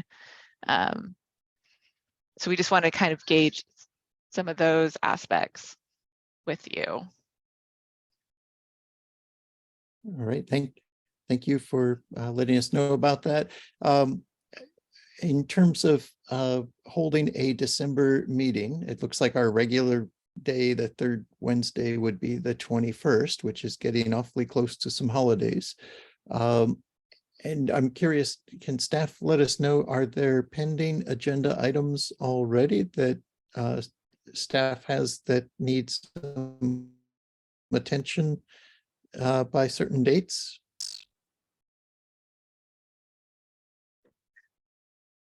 We had some agenda items, but they're not time sensitive to December. And so and Ori, you can chime in too if I've missed something, but I think from a staff perspective, we're okay. You know, if the meeting gets moved or however the EQC wants to proceed. All right, thank you. And so I see Vice Chair Headley. Yeah, and I may be saying the same things that Commissioner Elkins and Commissioner Schmidt might be saying, is that the group of us that are working on the urban forest master plan, the concept proposal is due to CAL FIRE. We're expecting it to be in early January. Our intent was to get that proposal together before the holidays. So we'd like to do it by mid-December. And our hope was that we could bring it to the EQC to help us make the concept proposal the best possible. This is a request for money going to CAL FIRE that would help fund the creation of the urban forest master plan. So maybe I can pass it over to Commissioner Elkins and Commissioner Schmidt, because you guys met today and may have some more details. Thank you. Yeah, we did meet today, but we don't have any change to that desire to present the draft or the proposed request for the grant to the commission. And I'm not sure that it's completely mandatory. So I would be interested to know if people are available and they'd be willing to come to a meeting because we do have that item that we would like to present if at all possible. And I'll let Commissioner Schmidt say if he has something different to add. No, just building on what both of you said. There's two nuances. One is we don't have the so we're working on a first draft now, and I won't give the full update. I can maybe give that in a minute. But the CAL FIRE grant has not been released, so we're kind of assuming that's going to be the timeline based on what Canopy and others have told us.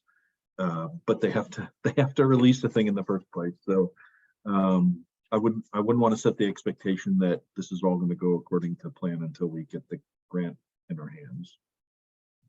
And then the other thing is just I actually, unfortunately, am going to be on a plane on the 21st because that was the only day we could get a ticket to go back home. So I'm not sure by moving the meeting by a day or so is an option as opposed to canceling. May I ask a quick question for Commissioner Elkins Yes. and Schmidt? So, bringing a grant before the EQC, and I know you're working with a couple of our city staffers on that. Was it a request that they wanted it to come before the EQC? And I did hear that it is going to go to City Council. So I just want to make sure I understand kind of the flow of process. Can I speak to that?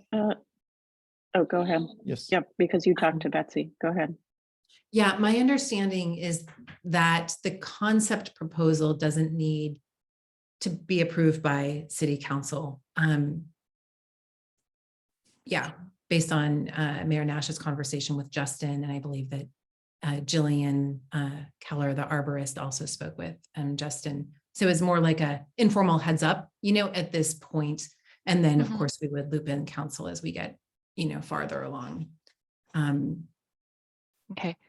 And in terms of bringing it here, it was not really a requirement, but more like, I think Chair Cabot thought maybe with all of the brains on this commission, we could make the application better by bringing it here.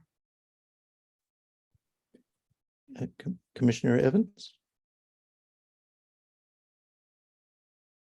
I always do that. You just sort of answered my question, Vice Chair Headley. I was just going to say, I can't speak for everyone else, but I trust you guys to do, I don't feel like you need to check with us, but certainly if you'd like to have a session where we all contribute, I'm happy to be a part of that, but also feel comfortable if the timeline is tight and we can't get a meeting on and you guys want to move forward, by all means. So yeah, I just wanted to tell you that. And I am available on the 21st as well as other evenings virtually that week. All right. Thank you. And so I also, like Commissioner Evans, I also am available if needed, but my thought is, I also fully trust the subcommittee to be doing great work already on this thing. So it's not that I think we can improve it too much as a full body, but it's just if it made the application more competitive to have run it through the full body as part of vouching for it. And so if that's the matter, then I'd be willing to come in and maybe, that's me, but that also puts a little burden on staff to keep a meeting set up. And so if it's not needed, if the full body presentation is not needed to support the application or make it more competitive, then we might be in a position to be able to skip the meeting in December and have our next one in January. So is the subcommittee able to tell that or schedule a meeting and then cancel it? And I don't know if that saves labor for staff if it's known in time. Yeah, and I guess I would just interject to say, I think as far as the process, depending on whether it goes to city council or not, so if it doesn't go to city council and the EQC is making recommendations, I think that's where we get into a little sticky situation where it's not necessarily advisory, it's being a representative of the city. But if it is going, like if you're advising council on like, here's the elements we want to include in the grant application, then taking action as an EQC body is well within the scope. So like the alternative could be you could bring it as an informational item, so there's no decision made, but people can kind of talk about it, say kind of what their thoughts are, and those can either be included or not included as part of the package. So that would be my advice. Thank you. And Commissioner Schmidt? Maybe two data points would be helpful as well. Building on the conversation. One is we're really fortunate because we have a roadmap from East Palo Alto that is basically it's a little bit of a blueprint. They're a couple steps ahead. They went through the same process. We have Canopy involved, who was their advisor. Jillian's involved. She was, so to Commissioner Evans and Chair Cabot's point, the good news is I think it's less about trusting us as a subcommittee, and we're just following a very successful blueprint from East Palo Alto, it makes it a lot simpler. That's partially why it's accelerated. The other point I think is the grants tend to be, just based on my experience with some of this, the grants themselves tend to be not incredibly difficult to win, because this is a kind of a grant earmarked for a very specific thing that's pretty, you either have an urban forest master plan or you don't. It's not like a general grant where everybody who needs funding all of a sudden converges on this big bucket of money that exists. It's a very narrow, competitive set, if that makes sense. So I think it means our chances of getting the grant, to Chair Cabot's point, are quite good. And it's going to be about letters of support from different people and things like that. So I just wanted to reassure the group that we're following a really successful template. The grants tend to be simple and less competitive than other grants that are out there, and feels like we've got a good formula to get this part of the process across the line. And I don't know, Commissioner Elkins, if you feel the same way, but it feels like we're just kind of following the playbook in some ways. And I'm sorry, Nancy, as well. I mean, we're following East Palo Alto. Thank you. And Vice Chair Headley. I guess I just want to add maybe a couple more pieces of information to maybe help Sustainability Manager Lucky understand a little bit more. My understanding is that as this subcommittee, we're supporting Jillian and Justin in the process of, like, essentially they'll be the ones that are, putting forward this request for money, but we're helping them in doing a lot of the legwork. So it's my understanding that it's more them as like the official requesters of the grant, and that they've gotten the city manager's approval to receive the money, should it be approved. So it was less about us making a recommendation to city council and more supporting the city arborist in this process. And please, if I'm getting that wrong, please let me know. Thank you. So it's, the thought that occurs to me about scheduling this as a potential item for a December meeting is that there's still more uncertainty to be resolved at some point. And so perhaps the subcommittee can work with the staff as uncertainty is resolved about whether, what is the path for this proposal? Does it go through council and merit then full commission review for advice? And then between the subcommittee and the staff, then let us know if a meeting will needs to be scheduled and what date, because it sounds like several of us, including myself, are available that week to meet on different days if needed. So it sounds, if that's a way to move forward, that we have a little uncertainty as to whether we'll be called to a special meeting or regular meeting in December. But some of us are available. We'll probably be able to put together a quorum if needed.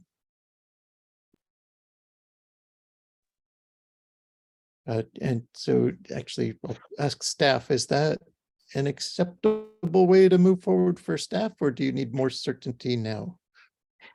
No, I think that's good information. And, as we do meet with you, Chair Cabot and Vice Chair Headley. So we'll go over upcoming items in about a week or so. And then based on those decisions, if that's okay with the rest of the commission, we'll progress with what the chair and the vice chair decide based on agenda items that are ready and available to go. Yeah, I think that's the only tricky thing with this, because you guys usually need the complete package like 2 weeks before the meeting, which is kind of right around the corner. So part of me wonders if we should just cancel the meeting and reconvene in January.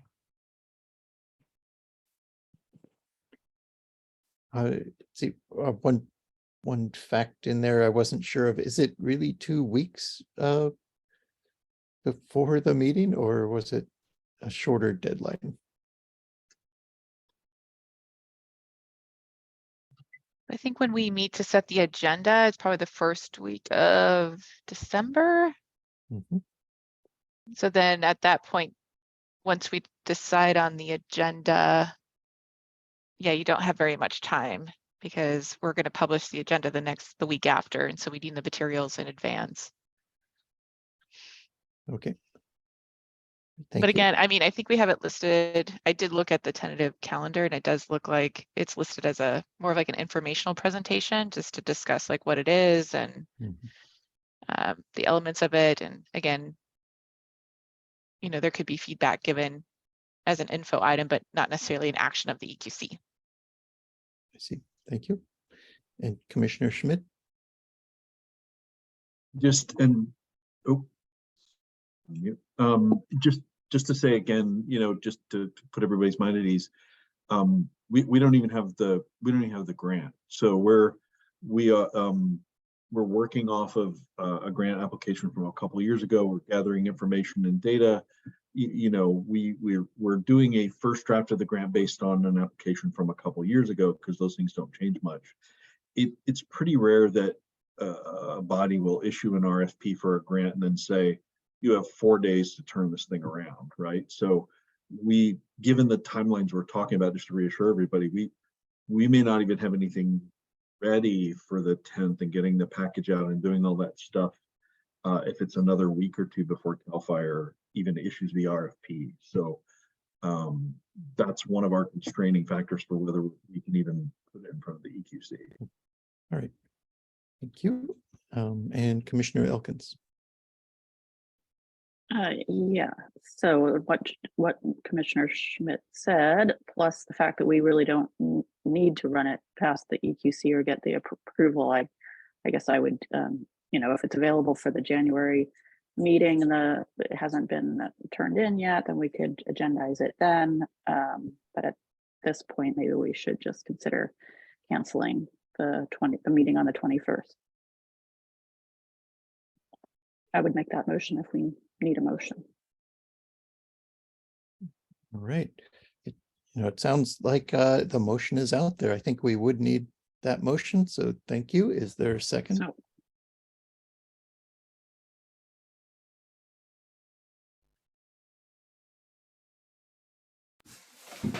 I can second it if we need a second. So yeah, with a second, then we can discuss it and vote on it.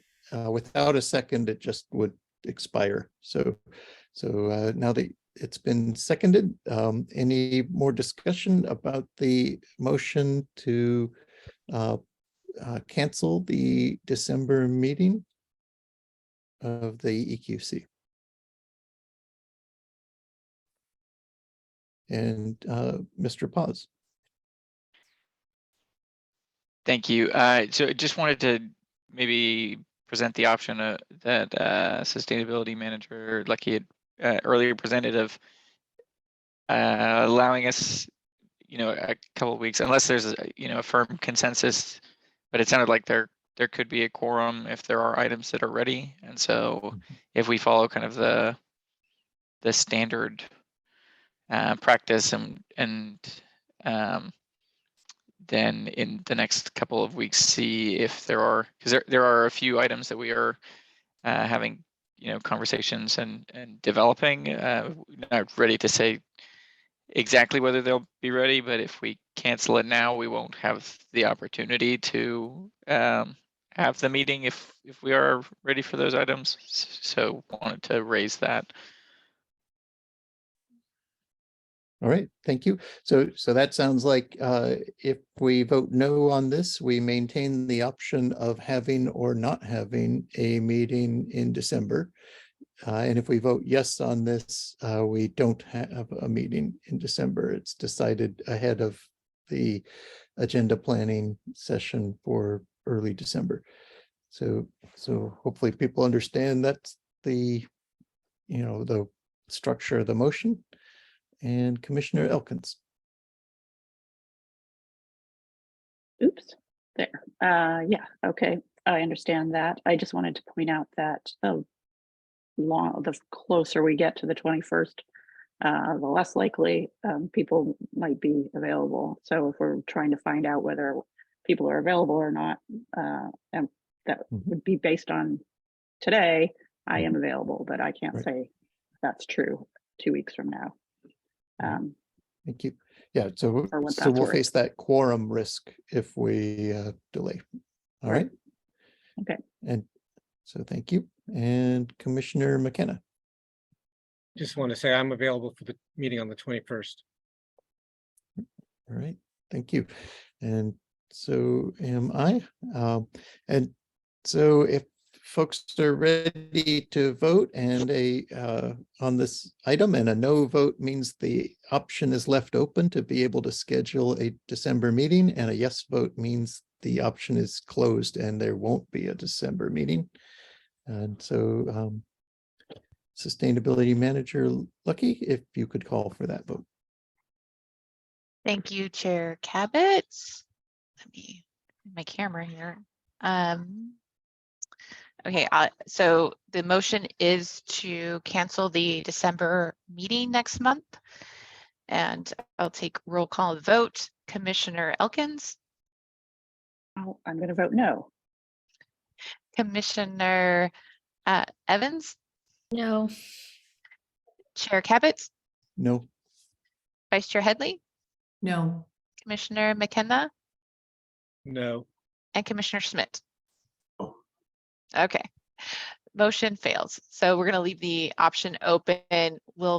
Staff will meet with the chair and the vice chair, discuss any agenda items that, again, can be ready by the December 21st meeting. All right, thank you. Thank you.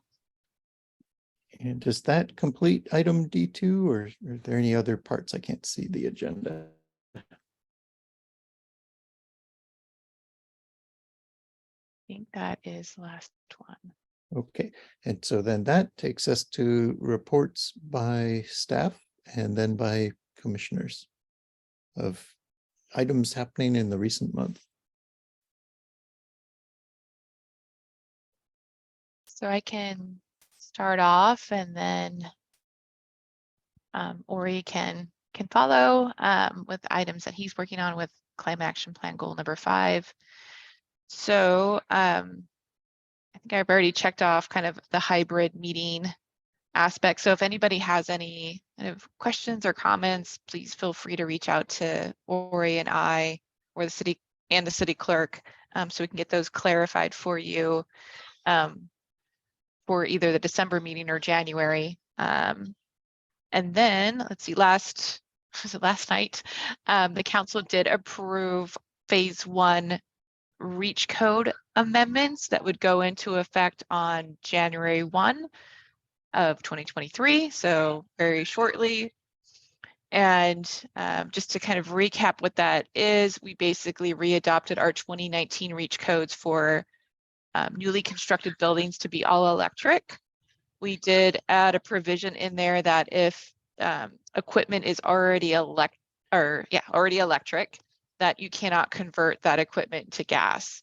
So that kind of protects all electric buildings or kind of all electric or appliances that are already electric from being converted to fossil fuel natural gas usage. And another component was kind of enhancing our EV charging requirements across the board. So for single family, for multifamily, and for commercial buildings. So we've ratcheted up those requirements. We had pretty strong requirements to begin with, but we've come to a point now where we can guarantee that residential will have charging if it's a new building, every dwelling unit. So for both single family and multifamily, and for commercial, again, having more EV charging or EV charging capable spaces that can be converted. So that will help with our climate action plan goal number 3 and number 2 regarding EV uptake in the community. And let's see. I can't remember if we talked about the ZELI ordinance or if that was before, but definitely working on the zero emission landscaping equipment ordinance that the council directed an ordinance be drafted. And so now we're looking at outreach and really kind of coming from an angle of how can we reach to gardeners and landscapers in the community and connect them with the state incentives that are available. And so Commissioner Elkins and some of her peers in the community are working on that. We printed out some postcards. So thanks again to Commissioner Elkins' group. We were able to print some. I have some too, because I ride my bike into work. And so I tried to catch gardeners and landscapers on my way to give them some information.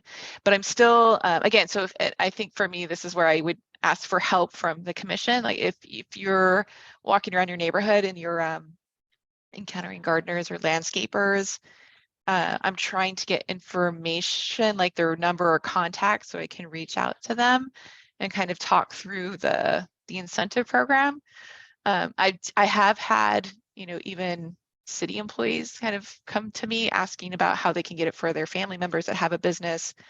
And in talking to them, I am realizing it is not super straightforward. And sometimes it does take a little bit of help to find like the right pages to get to it. And then just kind of walking through like the different requirements. You don't necessarily, need to have a contractor license. You can just have a business card or show that you've got invoices or that you've purchased a lot of equipment in the past. So there are different ways of getting around it. I'm just not sure how that's working. And so that's what I'm trying to also find out as well. So again, if you see anybody, you can get their business card and pass it along to me. That would be really great. And let's see, on the permit fee waiver. So for existing buildings, we are continuing to kind of put a structure in place so that it's kind of easy for the permit staff, the building permit staff, to easily see when a existing building who's doing an electrification project or EV charging project can get their fee waived or credits, depending on kind of what the scope of work is. And Ori has been working on putting together the web page that we're getting through another checkpoint with our public engagement manager on putting it up on the website and kind of working through removing government jargon and making sure it's something that people can use pretty easily. But I think what we've realized, and again, what we've heard from you commissioners as well, is kind of how can we ask better questions through the permit process so that people are being funneled into the right places, and also understanding like what it is they need to submit or not submit, instead of having them look through a whole web page to try to pick out like what things are needed or not needed. But that's going to take some time, but it's definitely part of our ongoing. So I am meeting with the building division every couple of weeks to kind of talk through these issues. So we're chipping away at it, but our first priority is to make sure that nobody falls through the cracks who are eligible for the permit fee waivers or credits. So that's kind of the first priority. And then the next priority is how can we better assist people through the permit process of what they need so they can get to that successful point without a whole lot of feedback from the building division.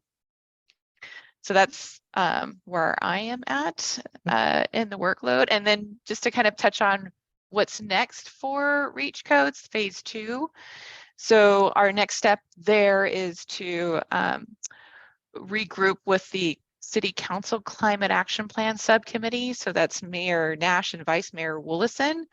We were trying to get through the phase 1, but we're going to be revisiting that and then, moving toward getting to a city council study session in early 2023.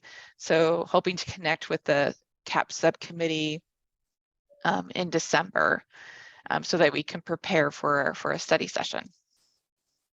And the study session would kind of look at what's the city council willing to kind of move forward with, like what's the appetite for existing buildings, so that way once we kind of know that answer, then we can start to build out like what's the public engagement or the communications, so people understand exactly what the city council is going to be considering and they can respond to it, so we can find out again what hardships people might encounter with what we're seeking to implement. Sorry to interrupt. I actually have to head out and pick up a child. So apologies. I thought I was going to make the entirety of the meeting, but it appears I need to miss the last bit. And I also just want to say thank you to staff for all of that work that you're doing. It's terrific and I really appreciate it. Thanks, everyone. Thank you. Welcome, Commissioner McKenna. Bye. Thank you. Oh, and I probably should have mentioned too before Commissioner Evans leaves. So we did receive, Senator Becker did attend the city council meeting last night and presented the $4.5 million check to support building electrification in Menlo Park. So again, thank you, Commissioner Evans and Menlo Spark and everyone else who really helped spearhead that funding to help us really get to our goal faster. Thank you. Yes, Yeah, no, thank you. thanks for mentioning that. It's earmarked for our low-income community, and yeah, appreciate it. Thank you so And- much, Commissioner Evans, for taking the lead on making that all happen and helping the city along with it. Thanks, everybody. Bye, good night. And Rebecca, thank you so much for updating us on that progress in the REACH code, the phase 1 side of it that's just completed with last night's second reading. And, I'm just noticing it's like there are 2 little forays into the existing buildings market in that first phase. One is the no going backwards from electric to gas, which impacts the existing building at that point, which was built electric. And let's see, I've lost the other item that was related to that, but anyway, I think that's a nice little start on that. And as the commission had mentioned last or early this year, it feels like almost a year ago, a real ambition for wanting the council to move forward aggressively. So we'll be probably as a subcommittee or individuals at least very much encouraging the council to do what they can to expand the scope of issues explored in that through that study session finding of what they want staff to be exploring. And we hope for the best progress possible on that front. But thank you for getting everything started and for setting up the schedule for preparing council to hear the item on existing buildings reach codes as it comes up in the summer. And are there more staff reports or reports from staff? Yes, so I can jump in with an overview of some of the updates for climate action plan goal number 5, eliminating fossil fuel use in city operations by 2030. So we have been making progress on our EV charging plan and had a recent exciting milestone related to that. So working with Optinaire consultants to put together proposed recommendation for immediate charging needs, while also starting to compile information about incentives and other opportunities for our longer term program. We're also continuing to make progress on the water heater replacements for city facilities and coordinating with the Peninsula Volunteers who operate a few of the city-owned facilities like the Rosner House and Little House Senior Center.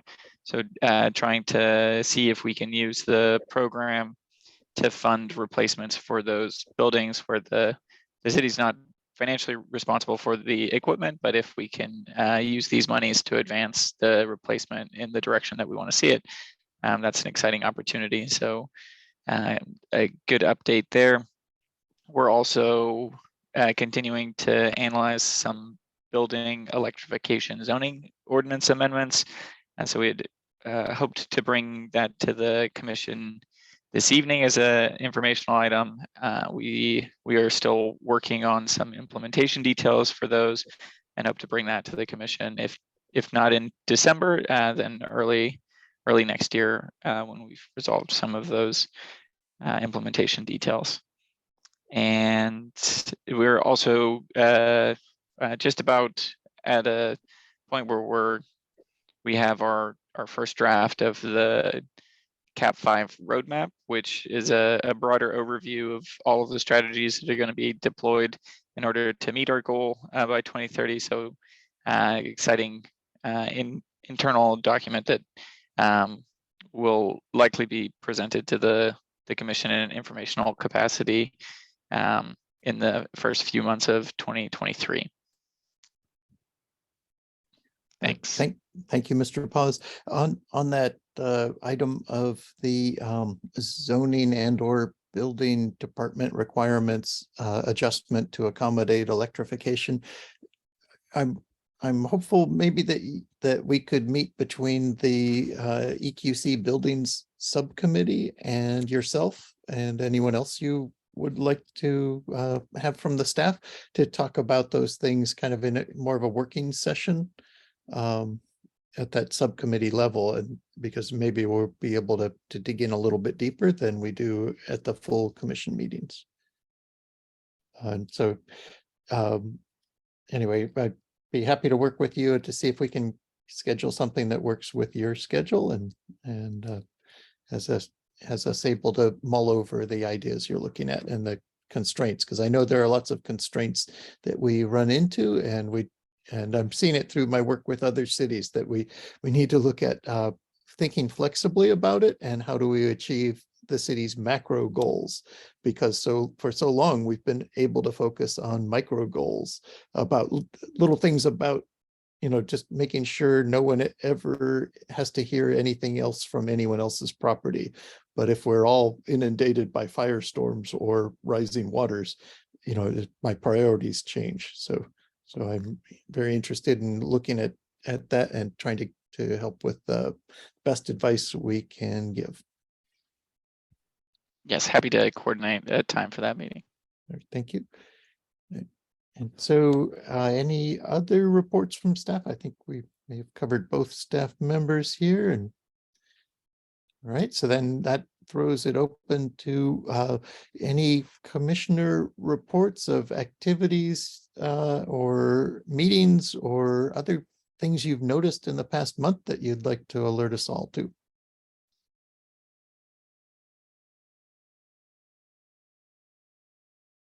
well, maybe I'll lead off with saw several of you in our citizen roles attending the city of Palo Alto. Well, actually, it was a youth climate summit sponsored event in the city of Palo Alto at Gunn High School this last Saturday, and it was attended by Senator Becker and Deputy, what is he, Assistant Deputy at the Energy Department, U.S. Department of Energy, and other high-ranking officials, including Mayor Burt and a mayor of Bloomington, Indiana.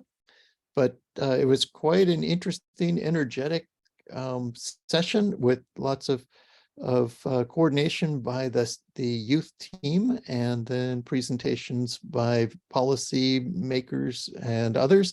And in that, in Senator Becker's speech, he really pointed out that he and other members of the legislature depend on cities for innovating and being essentially the laboratories of innovation, like the Menlo Park staff.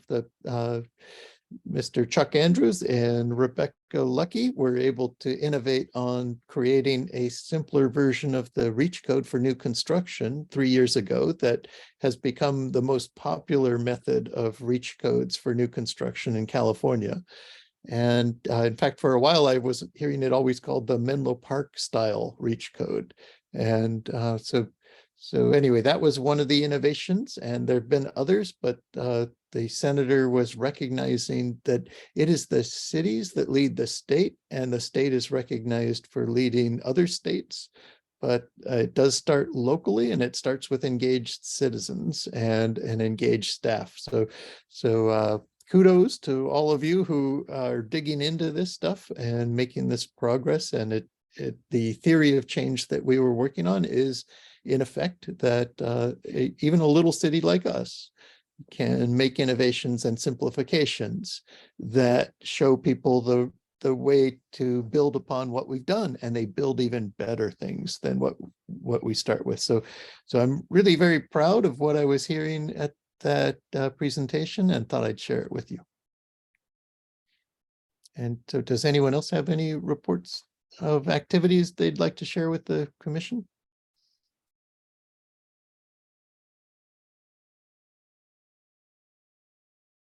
All right, and seeing none, I think we have reached the end of the agenda, and we can adjourn.